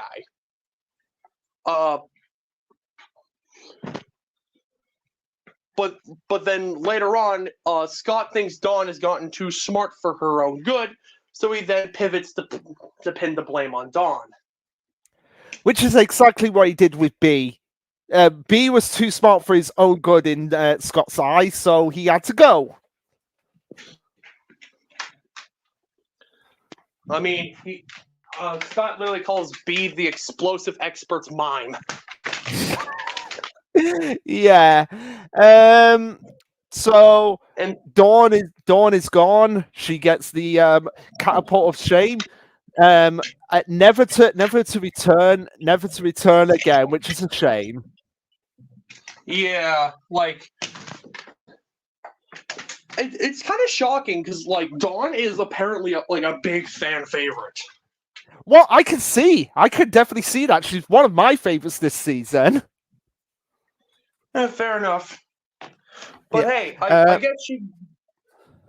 guess she's an example of doing a lot of good with a short amount of time. Which, honestly, I can say that for a lot of the revenge cast. Like they do, for what limited time some of them have, they make the most of it. Well, with B, he definitely made the most of it with his limited time and limited speech pattern. Yeah. Where the only sound we hear coming out of his mouth in the whole season is just the when he's getting flung. Yeah. But anyways, time for episode 6, Runaway Model. Yeah. So this is the episode where I literally, after calling Lightning basically a female Lindsay, guess who shows up? It's Tyler. No, it's Lindsay. As soon as she showed up, a male Lindsay. Yeah, a male Lindsay. But as soon as that happened, Lindsay shows up, and I'm not kidding. Tyler will vouch me on this. I literally paused, froze for 10 seconds, and just laughed my ass off. Yeah. I could back that up. Yeah. Because I legitimately did not know that Lindsay was going to be the cameo in this episode. So to see that, I was like, what the? What? No, that is just a coincidence and a half. But yeah, so this episode, Sam is getting so withdrawal from having no games that he's started to hallucinate that he's actually in a game, which, to be fair, he is technically in a game. But Sam, you really need to go outside and touch grass, mate. You really need to do that. So the theming of this challenge is Weird and Wild Fashion Challenge, where Lindsay is the guest of the fashion show where the contestants have to capture one of the creatures and dress them up. Yep. The maggots managed to capture a maggot that's the size of a beagle, and dress them. Basically, just put where Anne Maria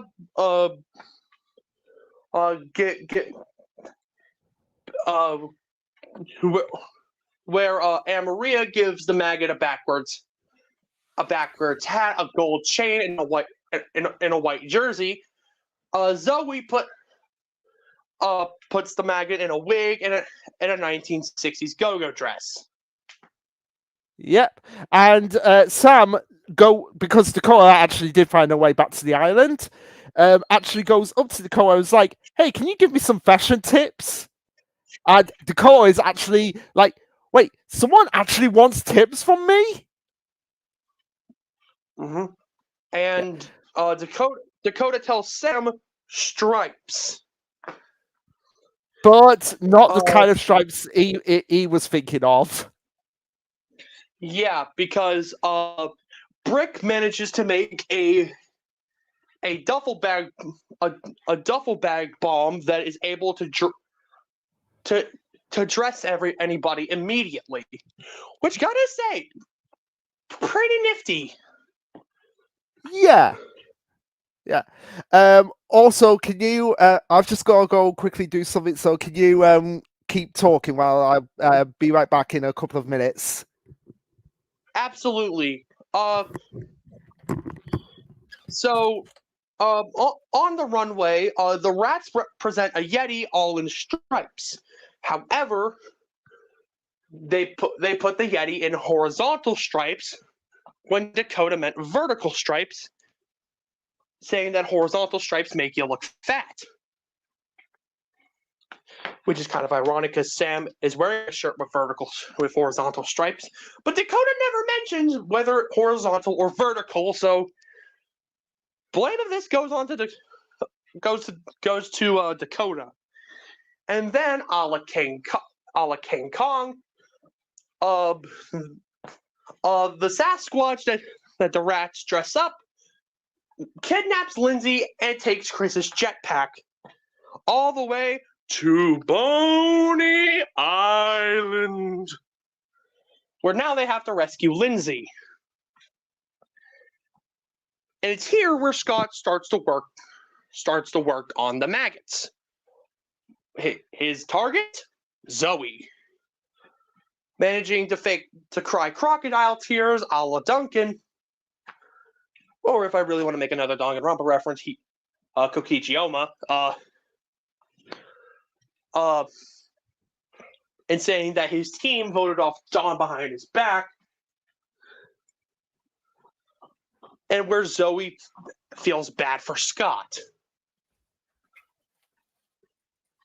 All the while, he's laughing until a fly flies into his mouth. Poor Austin Jason. He will not be missed. Yeah. So anyway, I'm back now. So the other notes I had for this episode was Sam basically being in Donkey Kong, because Lindsay got kidnapped by the Yeti, who somehow stole Chris's jetpack. So Yeti stealing a jetpack and stealing a Lindsay.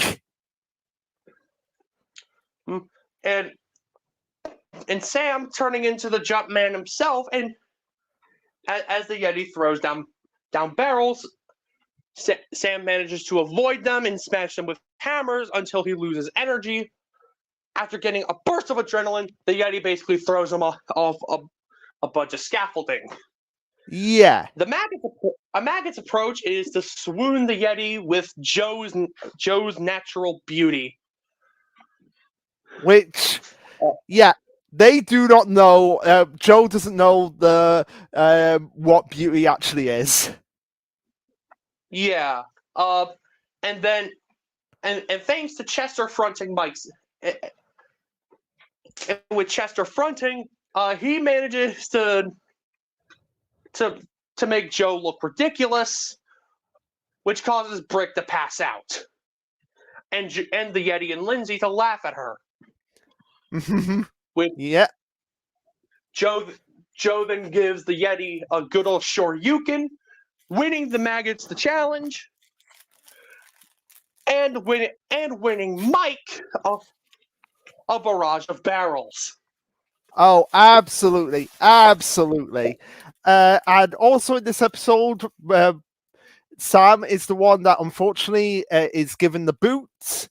But also in a post total drama Revenge of the Island from Chris, we find out that Lindsay is on Boney Island talking to beavers.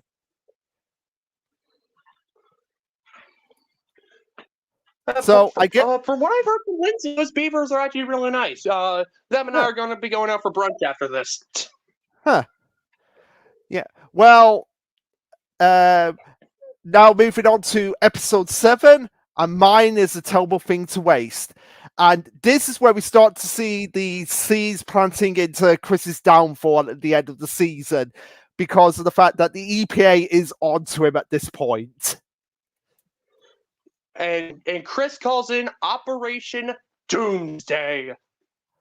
Oh yeah, and Joe and Scott switch teams too. Oh yeah, of course. But yeah, as he calls this in, as Dakota is giving him I guess he's trimming his nails, his toenails. Yeah, his toenails. Yeah. So yeah, Chris, your time is coming. The time is coming for Chris to be sentenced, which should be sentenced to life imprisonment without parole for the crap he's done. But because this is total drama and he can basically do whatever he wants, he's probably, based on the fact that he's in the next season, not going to be in prison for very long. But yeah, so in this episode, they go through the mines where we get another cameo from a fan favorite character that even Chris loves with all his heart, Ezekiel, who now is back on the island and is fully turned into Gollum from Lord of the Rings, who is guarding the goat. So yeah, even the Cold and Chris's make a comeback from Total Drama Action.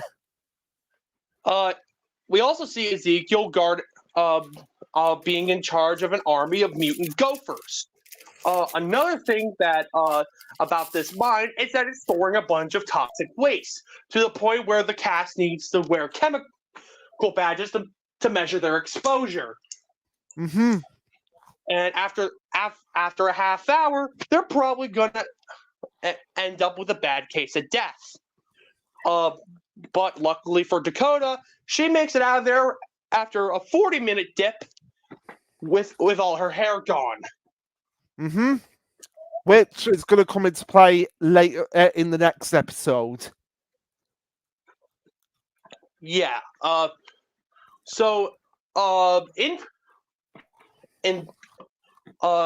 this episode, Scott is trying to sabotage the maggots, so now he can pick them off after leaving the rats in shambles. Yeah. Which honestly is just lucky for Scott, because if he wasn't in that team swap, his team would probably be in fucking shambles. Oh, absolutely. And the whole sabotaging thing would only serve to harm him. Yeah, absolutely. Absolutely. But you know what would harm people in this season? Chris willing to let everyone die by being like, hey, they're out of time, let's just blow up the mine. Yeah, because they're also carrying backpacks, which you later find out contains bombs. Mm-hmm. What the hell, Chris? Some highlights include Joe and Lightning interacting more, and Lightning still not getting that Joe's a chick and not a guy, but him being an ally to when Joe says that she's never kissed a guy, with Lightning still thinking Joe's a dude. Yeah. Gotta love supportive Lightning. Yeah, gotta love that. Gotta love that. Good on you, Lightning. Even though you really should know that that Joe is a girl. Like it's not not hard to figure out, Lightning. We also learn that this we also have this is also probably Brick's best episode because he learns to counteract his fear of he learns to counteract the mutant gophers using the power of his stank ass boots. Yes, he does. Which, for the love of God, man, wash the inside of your boots. Hey, it worked. Sometimes stinkiness can come in handy. Yeah. But yeah, even though this is Brick's best episode, unfortunately, it's the episode where he gets the boot because his code of honor doesn't work in this situation. Yeah, because towards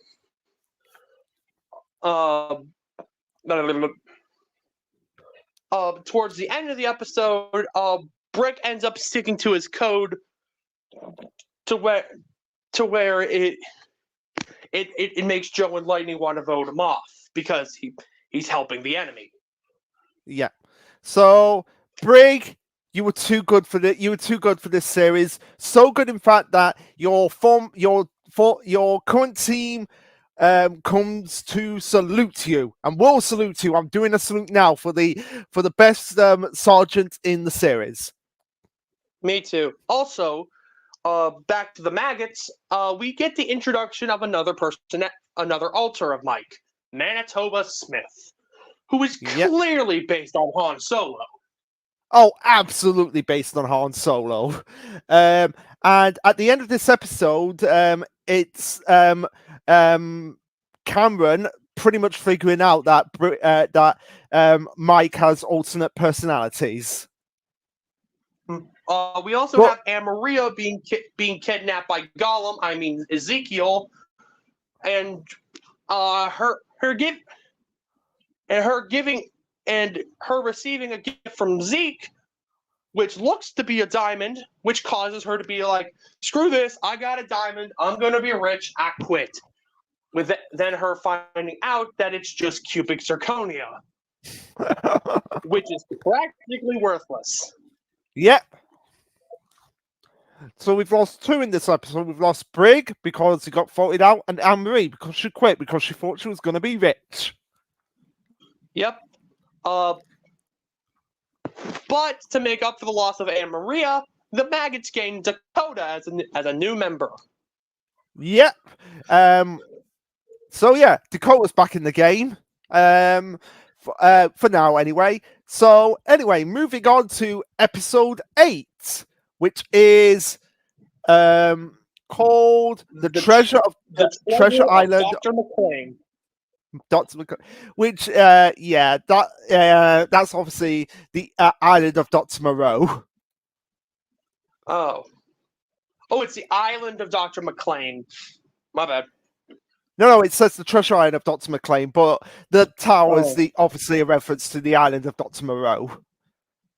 Oh, okay. But, so it's.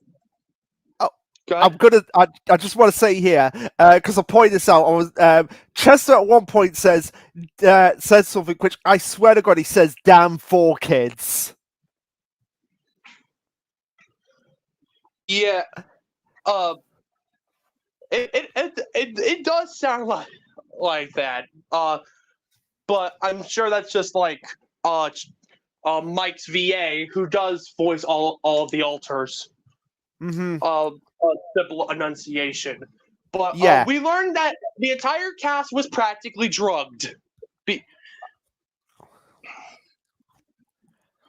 Who does Chris think he is? Who does Chris think he is? Sierra?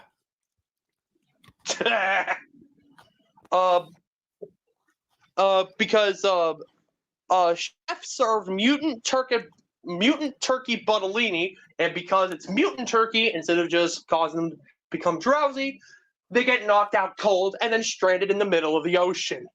Mm-hmm. when And Chris they and have to make it. Chef. Yep. Oh, go ahead. Yeah, and they have to make it back to dryland, and this is where we start to see the mutation of Dakota. Yep, because she was exposed to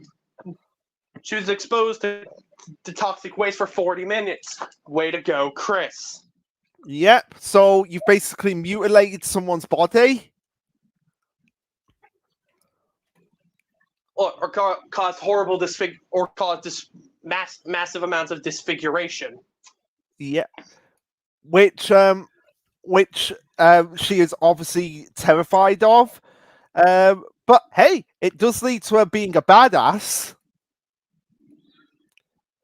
Yeah, because she punches the shit out of a giant mutant squid, and this is also where we see Lightning and Joe take advantage of Lightning's wanting to win attitude, and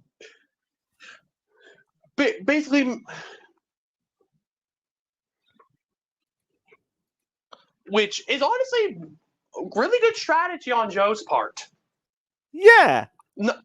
And aside from Brick, I think Joe and Lightning have the best dynamic. Oh, absolutely.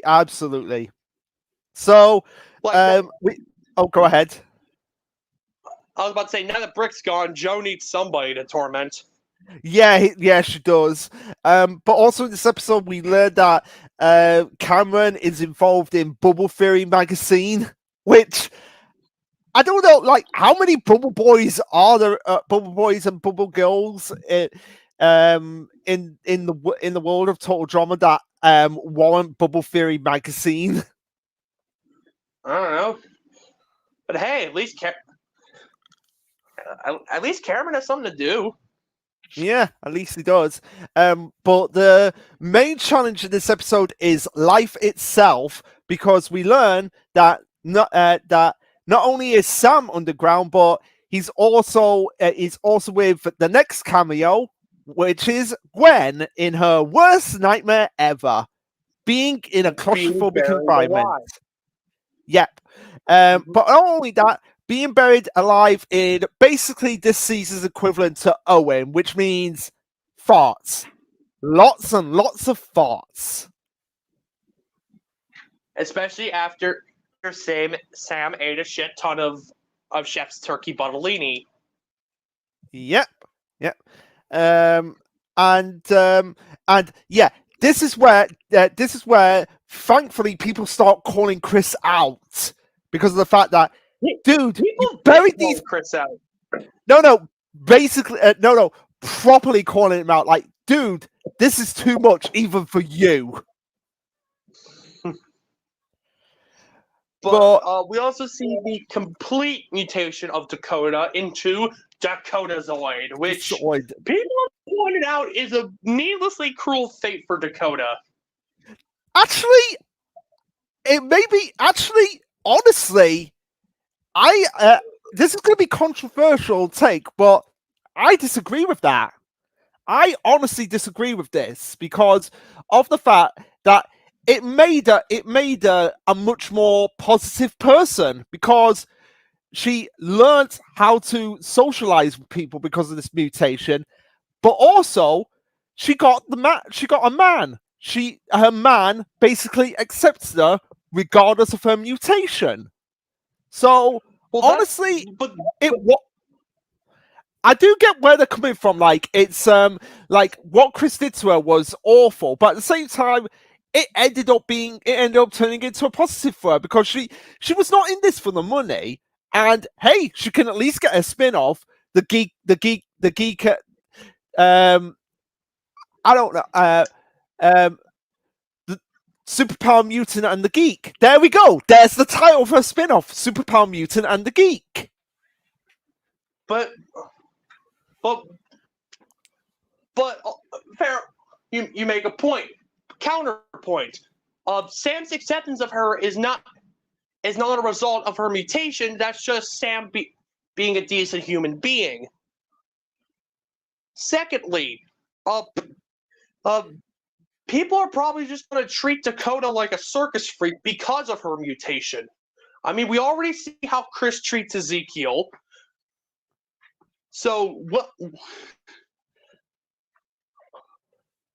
Not to mention, Hollywood is known for being super exploitive. Yeah, Especially yeah. reality TV is known for being super scummy and exploitative. Actual reality TV show. I mean, heck, just using Hell's Kitchen as an example. After somebody's eliminated, they go through they go through a psychiatric analysis to make sure they didn't suffer any mental damage after being on the show. And now imagine being on a more stressful, life-threatening reality show like Total Drama. Yeah, yeah. I can see where you're coming from there, and I'm not saying that what Chris didn't do was awful, and yeah, Dakota's gonna have to live with this for the rest of her life. But at the same time, I think she'll at least be happy in the knowledge that my man is with me and gonna love me for who I am. Yeah. But speaking of Dakota, she does get the boot, which would have gone to Scott if it weren't for the fact that he found an invincibility statue that we neglected to mention at the beginning.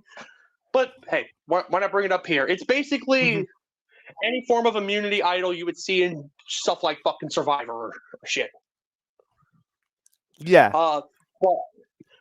But Dakota does go home, but at least despite the genetic damage to her body, she does get a happy ending with Sam. Yeah. As they just Jeff and Bridget her remaining time on the show. And but again, go ahead. Again, also as well. It makes it even more confusing why they didn't bring back both Cody and Dakota back when they brought back Sierra and Sam for All Star, when they bring back Sierra and Sam for All Stars, because it would have been an interesting dynamic to see these two polar opposite couples go at each other. Fair enough, but probably wasn't in. Again, probably executive meddling. Because I honestly think that if I was doing Total Drama All Stars and it all played out the same here leading up to it, I would be like, okay, we've got Dakota, who's obviously one of the more unique characters in the Total Drama franchise. She's in the sense that you look at her and it's like, oh my god, and then you have like, okay, what's the most toxic relationship that you can think of that's still a relationship? And you just think like, oh, Cody and Sierra.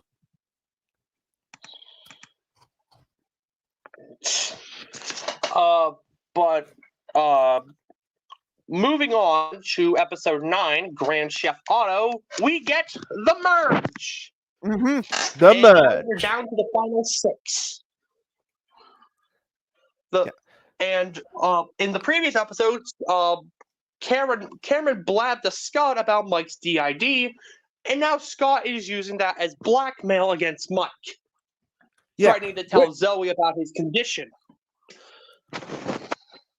Which is honestly really fucking scummy, even for Scott. Yeah, even for Scott, that's scummy. And I feel like at this point, since Scott is doing this, Mike should have like really sat down and contemplated it. Like, okay, this is either going to go really bad for me, or I can make it all end right here if I just tell Zoe.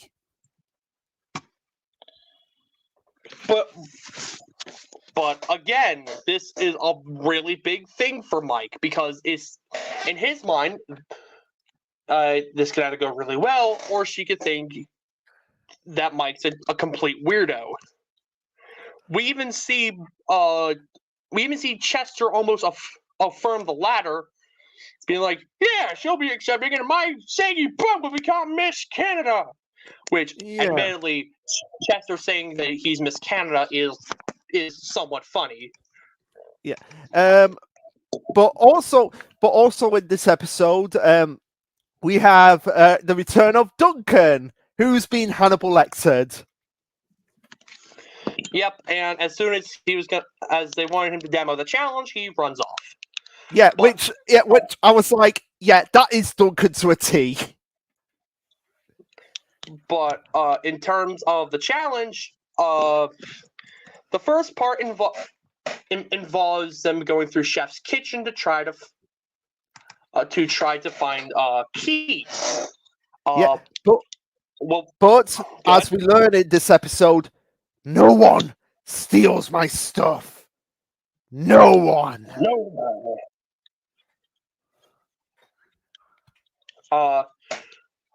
But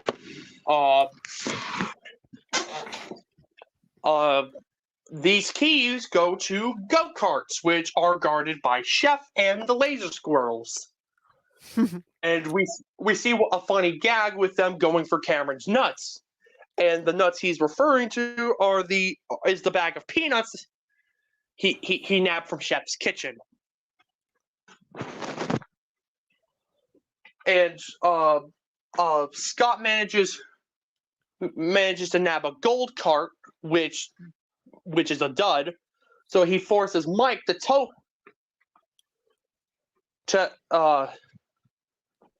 him to every landmark. Each landmark needs to be tagged by spray paint. Basically, every contestant needs to go to a landmark and tag it with the spray paint and symbol of their choice. Yep.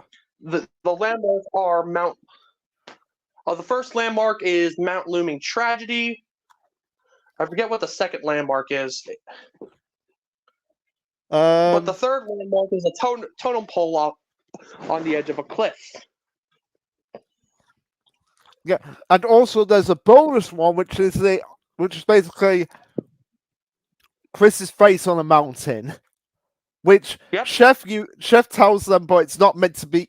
It's not meant to be. So Chef is able to get his hands on Joe and Lightning and lock them up, and guarding the cage is Fang, who Lightning bribes and be like, "Hey, if you don't eat me, I'll take you to Scott."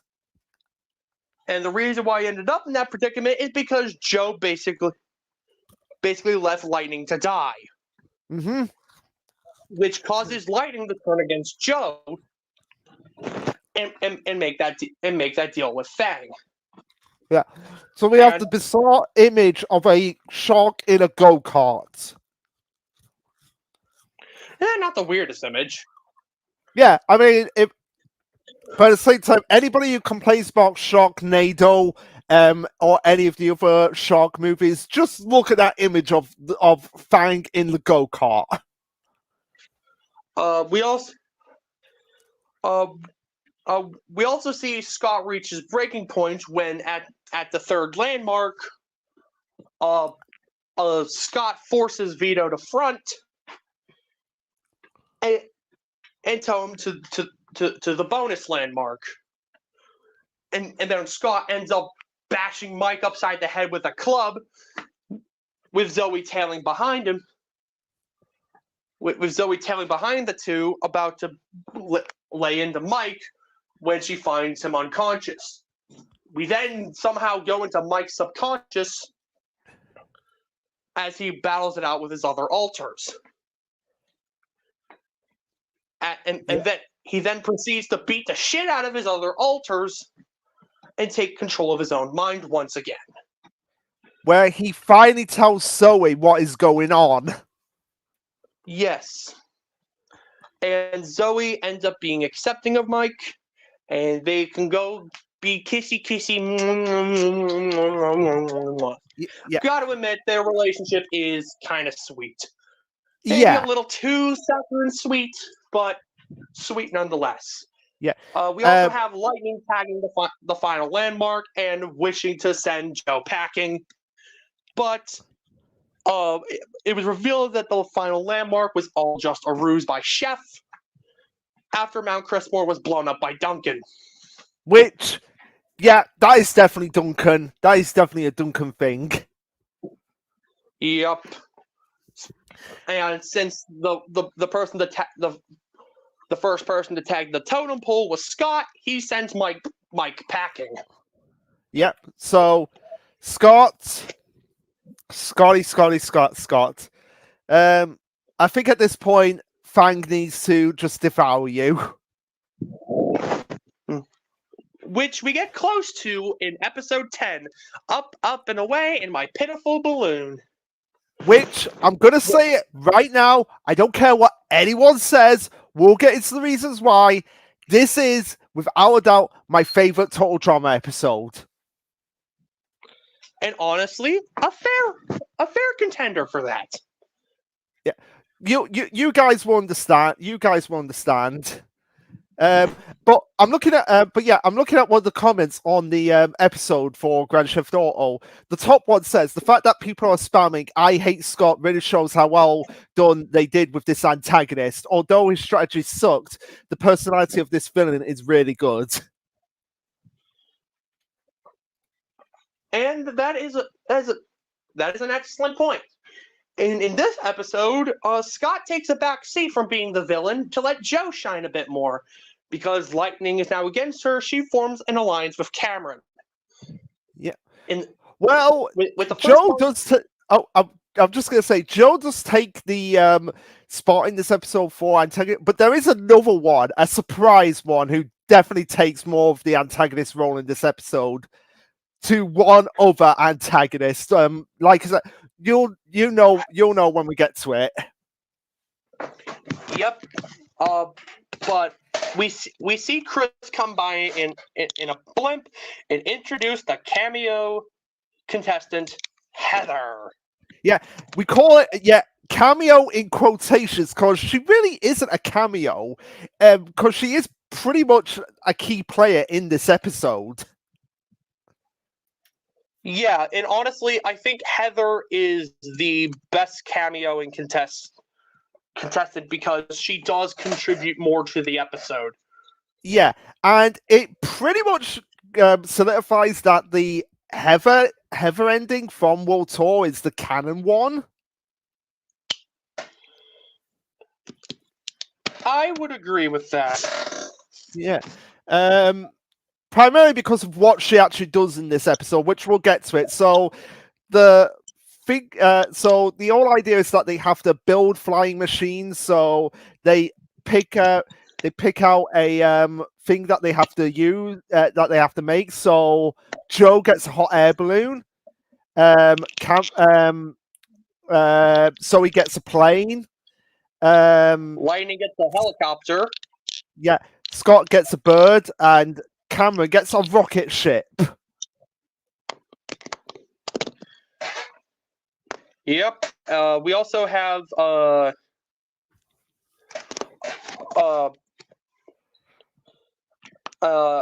and basically they have to build these flying machines from scratch. And Zoe's just like, where am I gonna find a cockpit? I'll never find that.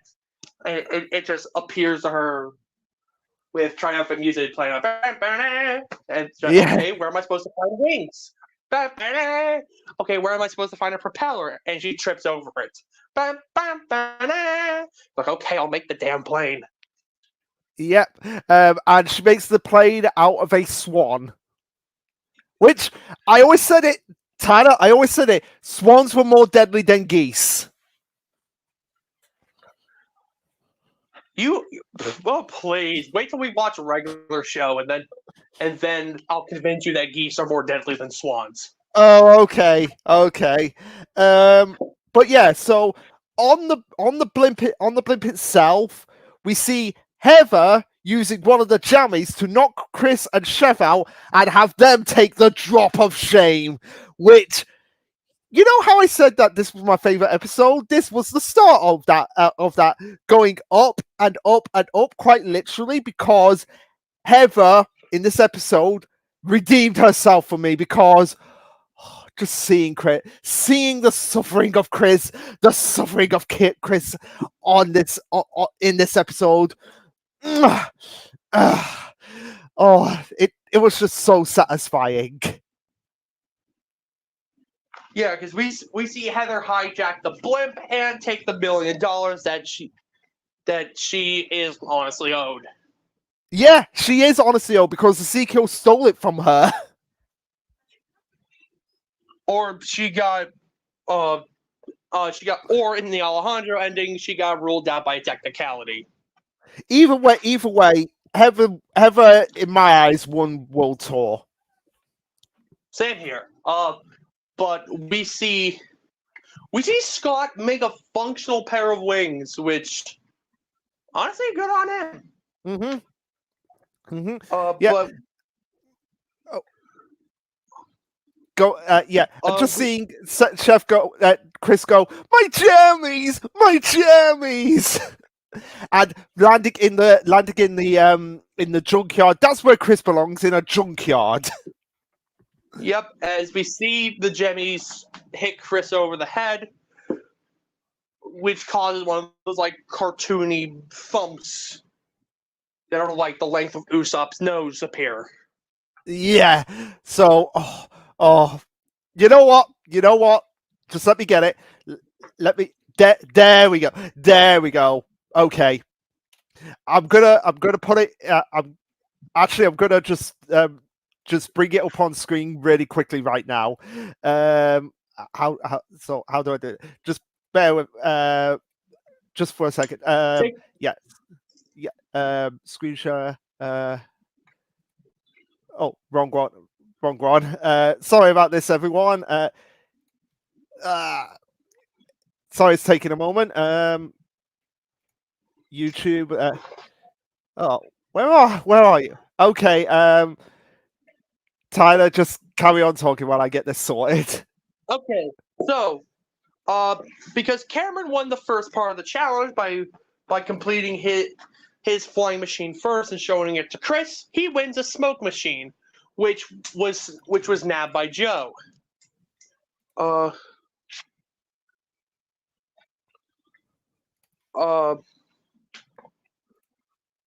We see Joe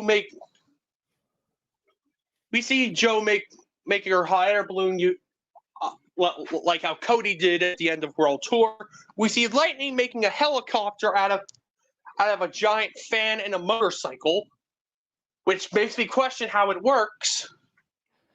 Well, hey, the fan has real power in it. Mm-hmm. But how is he moving forward? I don't know.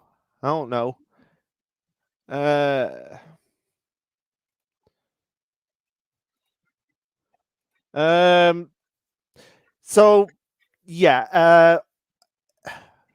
Okay, I've got an idea of how I'm going to be able to do this. Carry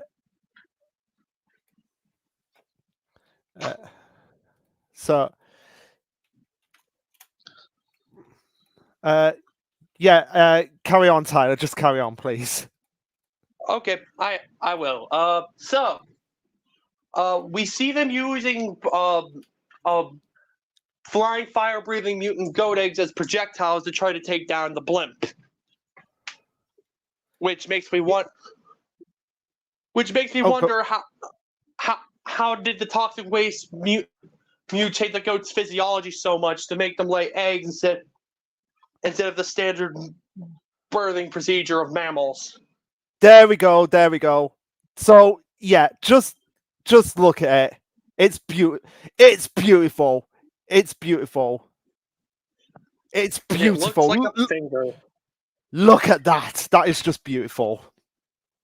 So yeah, that's all I wanted to do. That's all I wanted to show quickly. Just that one screenshot of Chris with the bump on his head. That is just beautiful. So yeah, so Zoe is able to tame Pokemon trainer style the mutant birds. Goats. mutant bird goats, whatever, and they use flamethrower. Separate fire. Yep, and they burn Scott's wings to a crisp like Icarus. Extra crispy. Toasty. And we see him nearly get eaten alive by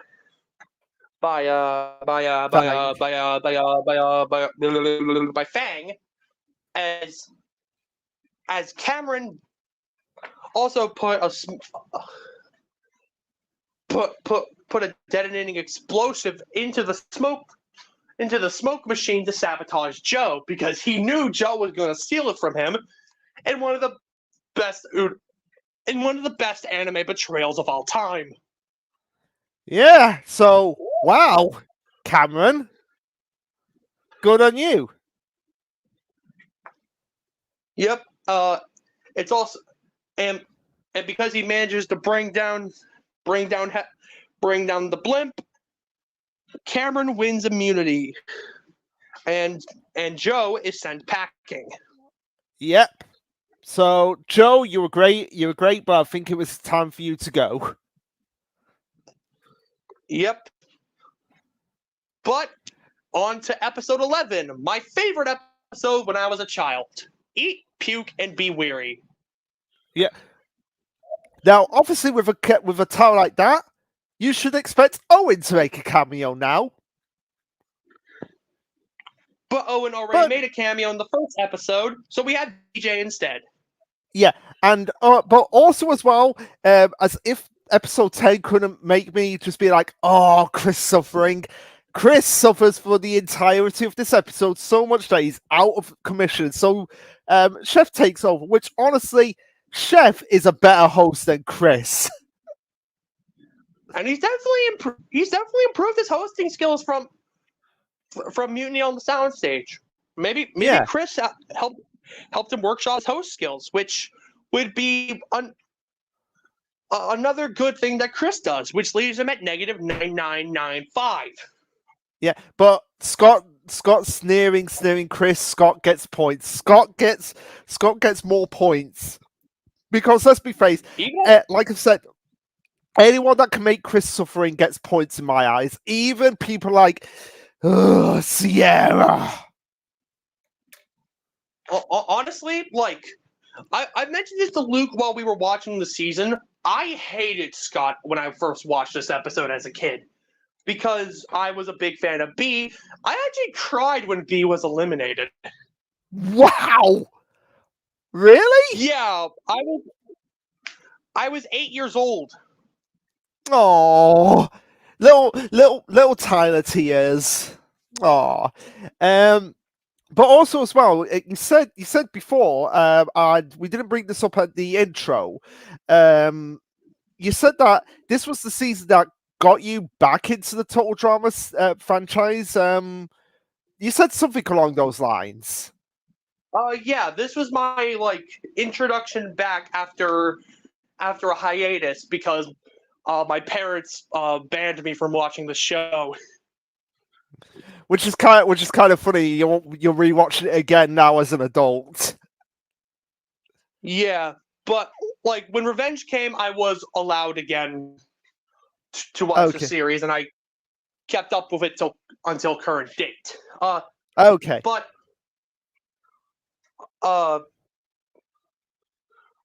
back then, Scott was my least favorite character. I wanted him to go down so bad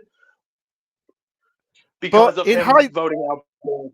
Yeah, but in hindsight, what's your opinion on Scott now that you're more mature? What's your opinion on Scott? I definitely do like Scott. Do I like him more than Heather or Alejandro, or even the villain of the main villain of the reboot? No, but I do appreciate a more comedic a villain with a more comedic edge. He's certainly better than Justin, that's for sure. Or the villains of All Stars and Pacateo. But he's better than Courtney as well. I Yeah, honestly, I could go either way with them because Courtney did also have funny moments, namely when she was beating the shit out of Duncan. Mm. But Yeah. moving on to the episode proper. So The this, final. I was just going to say, this is probably why I think DJ was not in All Stars, because he literally says in this episode, "I found never to come back." Mm-hmm. And the final four are given the challenge to make a dish with whatever they find on the island, and for DJ to be the taste tester. We see Lightning punching a tree to try to get some steak, but instead it's a beehive on his head. We see Cameron being chased around by we also see Scott being chased by mutant beavers. We see Zoe decide to make a salad. We see Cameron decide to make a toxic mushroom quiche, and we see Scott try to copy the quiche, but instead of toxic mushrooms, he uses a mutant frog. Yeah, which I know. I know. I'm being pedantic here when I say it. It was not a quiche. It was a pie they made. And we see, Lightning trying to cook up trying to make a maggot cannelloni. I believe he was trying to say cannoli, but Yeah, don't know what cannelloni was. but and of course everyone gets sick in this episode, except for DJ, who just runs off screaming. Yep, after an eye pops out of Scott's quiche pie thing. Which I don't blame you, DJ. DJ, you deserve better. You deserve better. Yep. We also then now everybody has to eat the dish. They eat their own dish. We see Scott sabotaging Zoe's dish by putting poison ivy in it, and we see Scott sabotaging Cameron by swapping their dishes.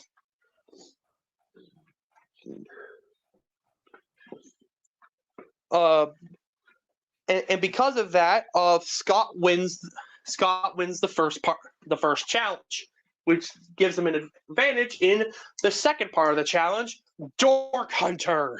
Which I love that title. I love the title of that challenge, Dork Hunter with Chef. Yeah.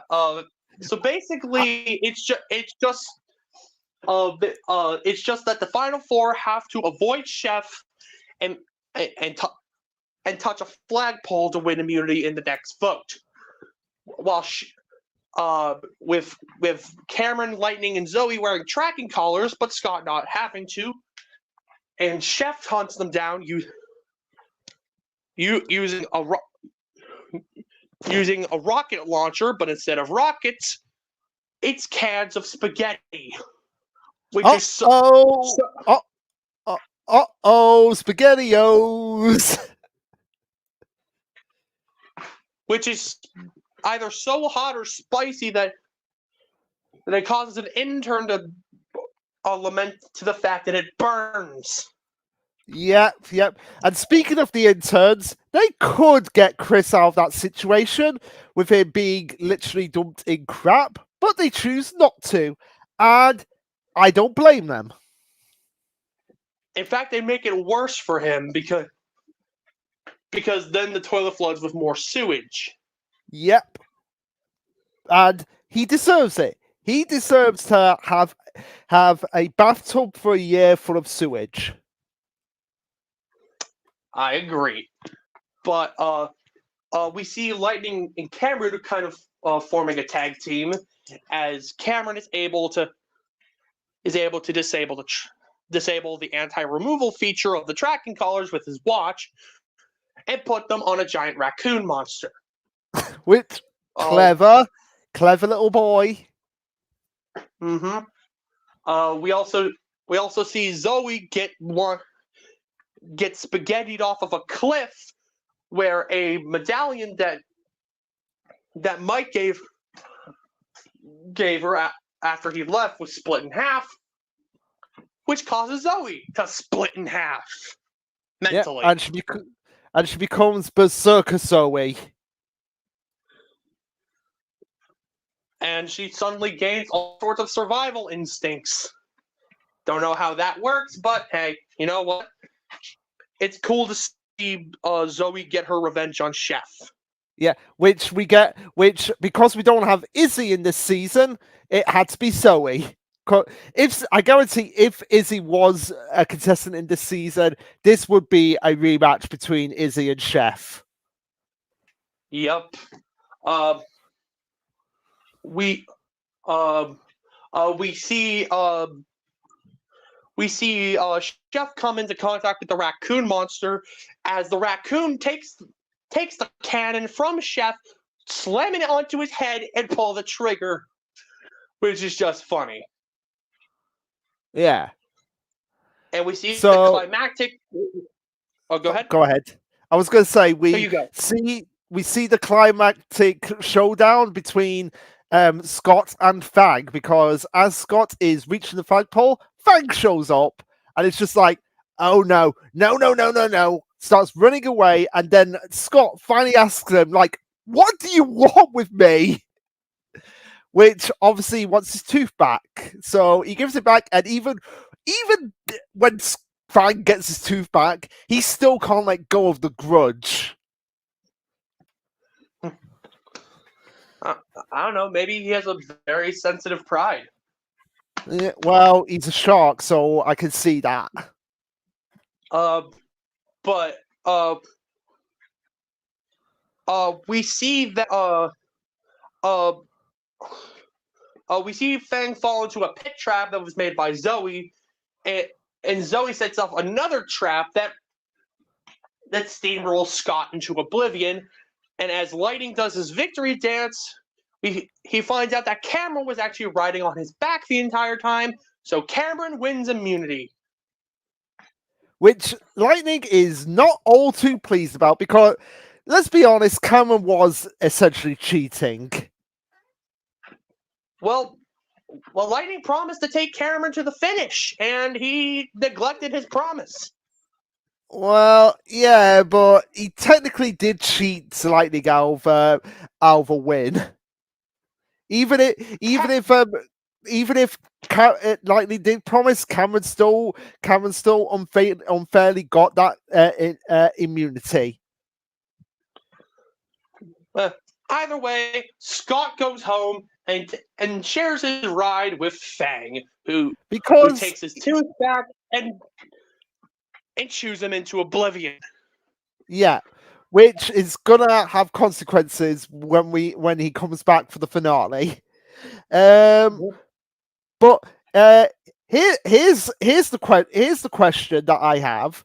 Okay, skipping ahead a little bit, because it's eventually revealed that because of Fang, Scott has to be in a wheelchair where he can do beep beep. So like one for red for yes, two green for no. But you say that Scott is in All Stars, so how is he back to normal by All Stars? I would say the physical wounds heal, the mental damage did not. Fair enough. So yeah, just had to skip a little bit ahead there because I just had to question that. So yeah, we see Chef wanted to do, because Chef honestly wanted to do the catapulting, in this episode, but as he's doing it, Chris is like, "Nope, I'm the catapulter." And we see Chef feeding Chris some quiche that makes him hurl. Which, yeah, Chris, you stole Chef's catapulting, so you deserve that. So that is that is episode 11. Another, like, let's just shit on Chris, literally. But now on to episode 12, The Enchanted Frankenforest. Which I tell you like that. It does sound like if Mayuri Kusuchi was in this season, this would be his cameo episode. Oh, absolutely. Yeah. But So, I've just got to say, I love the intro to this episode where they're just showing the repeat of on the TV of Chris's just worst moments in the last episode. He's like, "No, stop it, stop it, stop it," and says that whoever made that is getting fired. No, they deserve a promotion. Which I agree. But getting into the episode proper, we see Lightning making a punching bag out of some pillows to resemble Cameron, because to the point where he bites off a part of the pillow punching bag thing. We see Cameron scared shitless, and we see Commando Zoe try to inspire Cameron to take his fear and throttle it into courage. Keyword try, because what Zoe gained in survival instincts, she lost in social skills. Yes, she did. So the challenge of this episode revolves around Chris's pet Venus flytrap called Larry. Yep, and how they have to nab a flower from Larry and bring it back to Chris. Yeah, which I've got to say, okay, Chris may be a horrible human being, but I can't believe we've got to give him a point for being like at least decent enough to sort of like care for a Venus flytrap that's been mutated. Mm-hmm. Okay, he gets half a point. He gets half a point. We see Zoe and Cameron try to work together, but tensions are very high between the two, while Lightning goes it on his own and becomes the butt monkey now that Scott's gone. Yeah.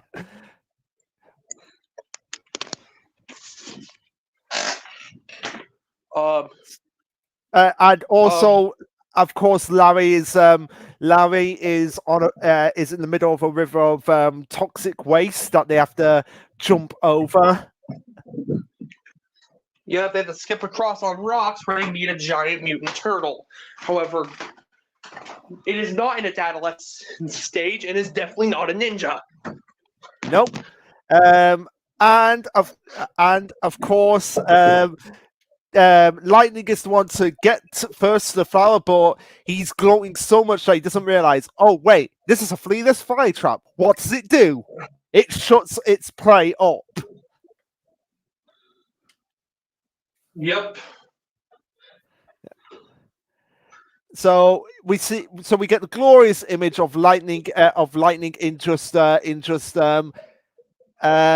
saliva from the Venus from Larry the fly trap, meaning that Cameron is scared to even attempt to go after the flower, and so he has to basically encourage him.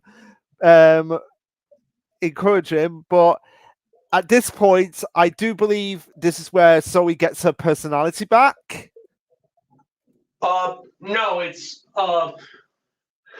after Lightning nabs the flower from Larry, and Larry actually starts to stand up and walk around to try to get its flower back. We see Cameron nab the flower from Lightning, and Zoe being like, "Come on, Cameron, pass it over. I can win this." And Cameron, after Zoe treated him like kind of cruddy, he's like, "No way, you're just gonna vote me off." Yeah. And then Cameron gets eaten alive by Larry while sparing the flower. And then Zoe realizes no money can buy a true friend. So Zoe goes in to save Cameron while Lightning takes the flower and runs the clan as immunity. And he gets to choose who he takes to the final two. Which, of course, because he's pissed off at Cameron, he decides to take him to the final two so that he can basically beat him. Yep. How? Which brings us into the final episode, the ultimate showdown: Brain versus Brawn. Which Cameron wins. I don't care. I don't care about Lightning fans. Cameron wins this. But before their showdown, they get some inspirational messages from home, where we get to see Cameron's mom say, "Yeah, purified air is expensive as a mofo, so if he doesn't win the money, they're going to have to deflate the bubble." Mm-hmm. While Lightning gets to see his dad, who doesn't even face him, and bets his championship rings on Lightning winning. A fun fact: Lightning's real name is Rudolph Jackson. Really? Yeah. Okay, I'm pretty sure I've heard that name somewhere before. Not from this franchise, somewhere else. Let me see. Rudolph Jackson. Just It's probably a reference to a football player or like some kind of big like major league sport. yeah, probably. So. But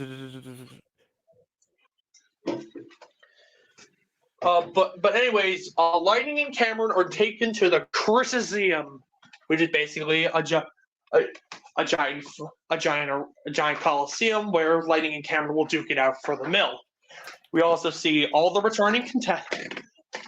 eliminated contestants, with Scott being in his nephew trauma chair after Fang mauled him. Yeah. With everybody being forced to cheer lest they all be mauled by Fang. Mm-hmm. And also, I do like on the entrance to the arena, it's basically what remains of the plane. Yeah, which is a unique idea to use on how to use the plane. Yeah. And also, I do like that the interns are just miming the music. Yep.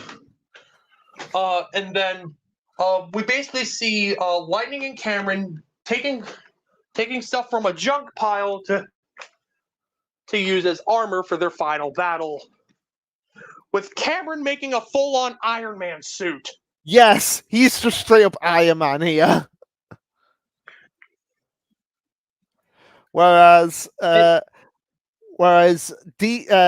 DJ Lightning basically makes basically just does like the cheapest costume he can make. So it's literally just a saucepan on his head with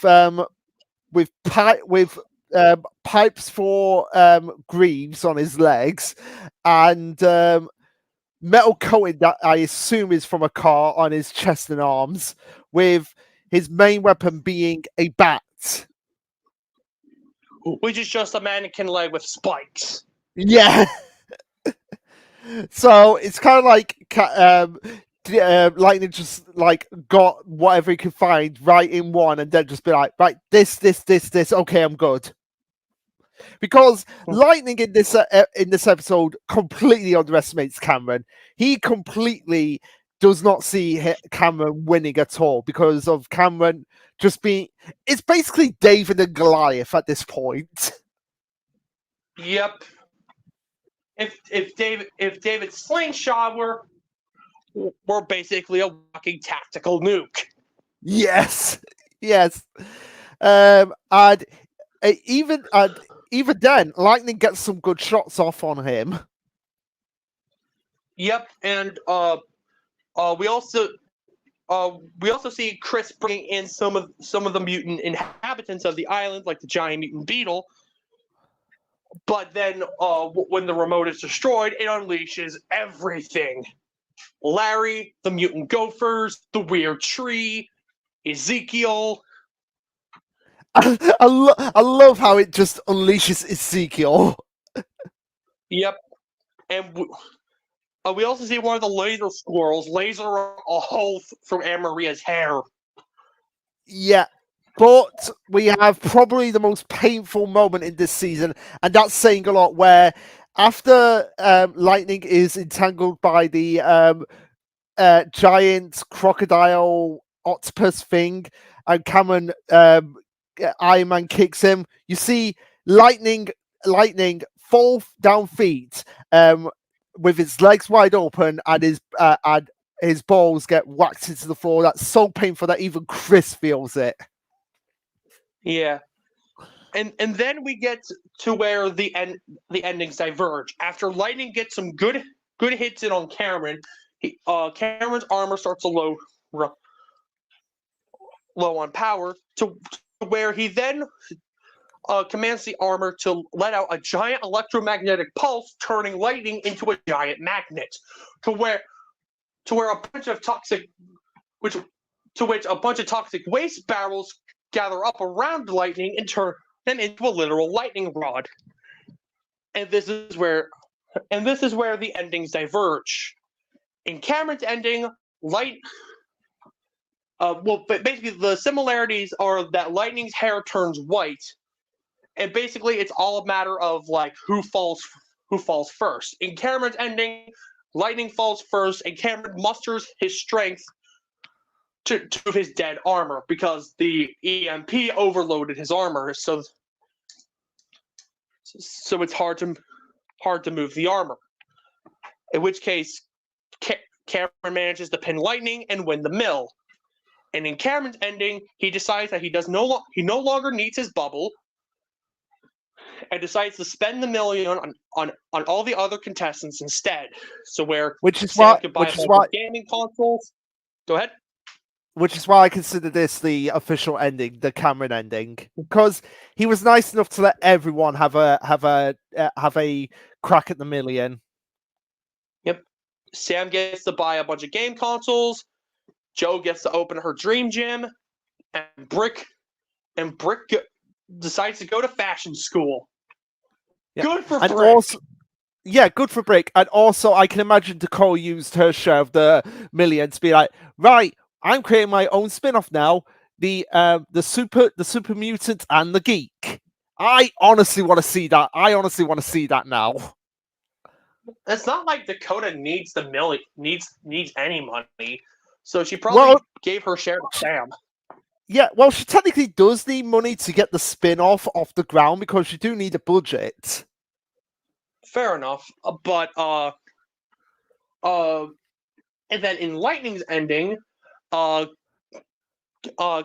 is the one who falls first, and then Lightning lands on top of Cameron, where he wins the million, and decides to buy his own football stadium.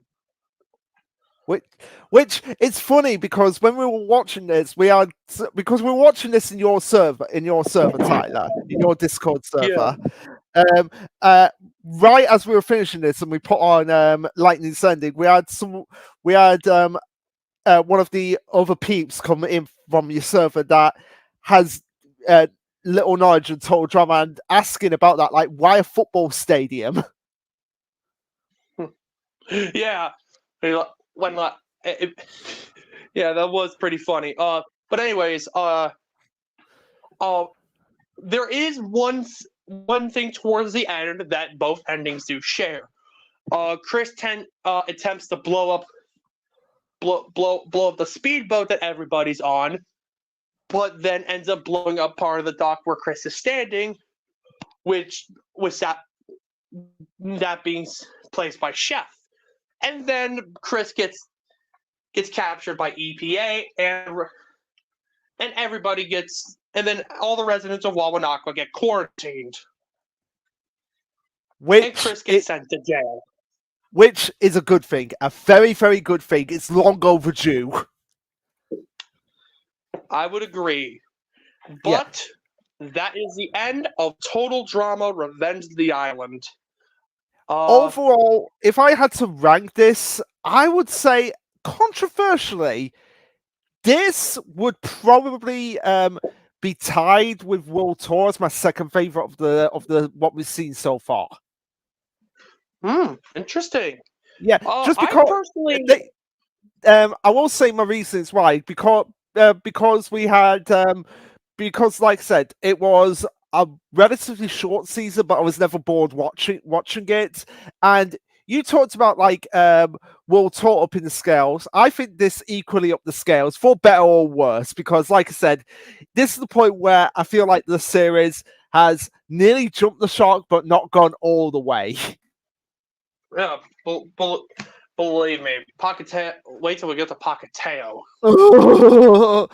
But yeah, so it's tied with World Tour. I still do really like total drama action, but that's just my geeky movie personnel coming out there. For me personally, I think this is arguably the most underrated season of total drama yet. Absolutely. I really like the update. I'm really a fan of the new cast, and like, look, watching this back arguably gives me the most amount of nostalgia. I will say it does take a while for it to get off the ground, but like what? But like it does bring out some bangers, like especially episode 10 and onwards. It's straight bangers.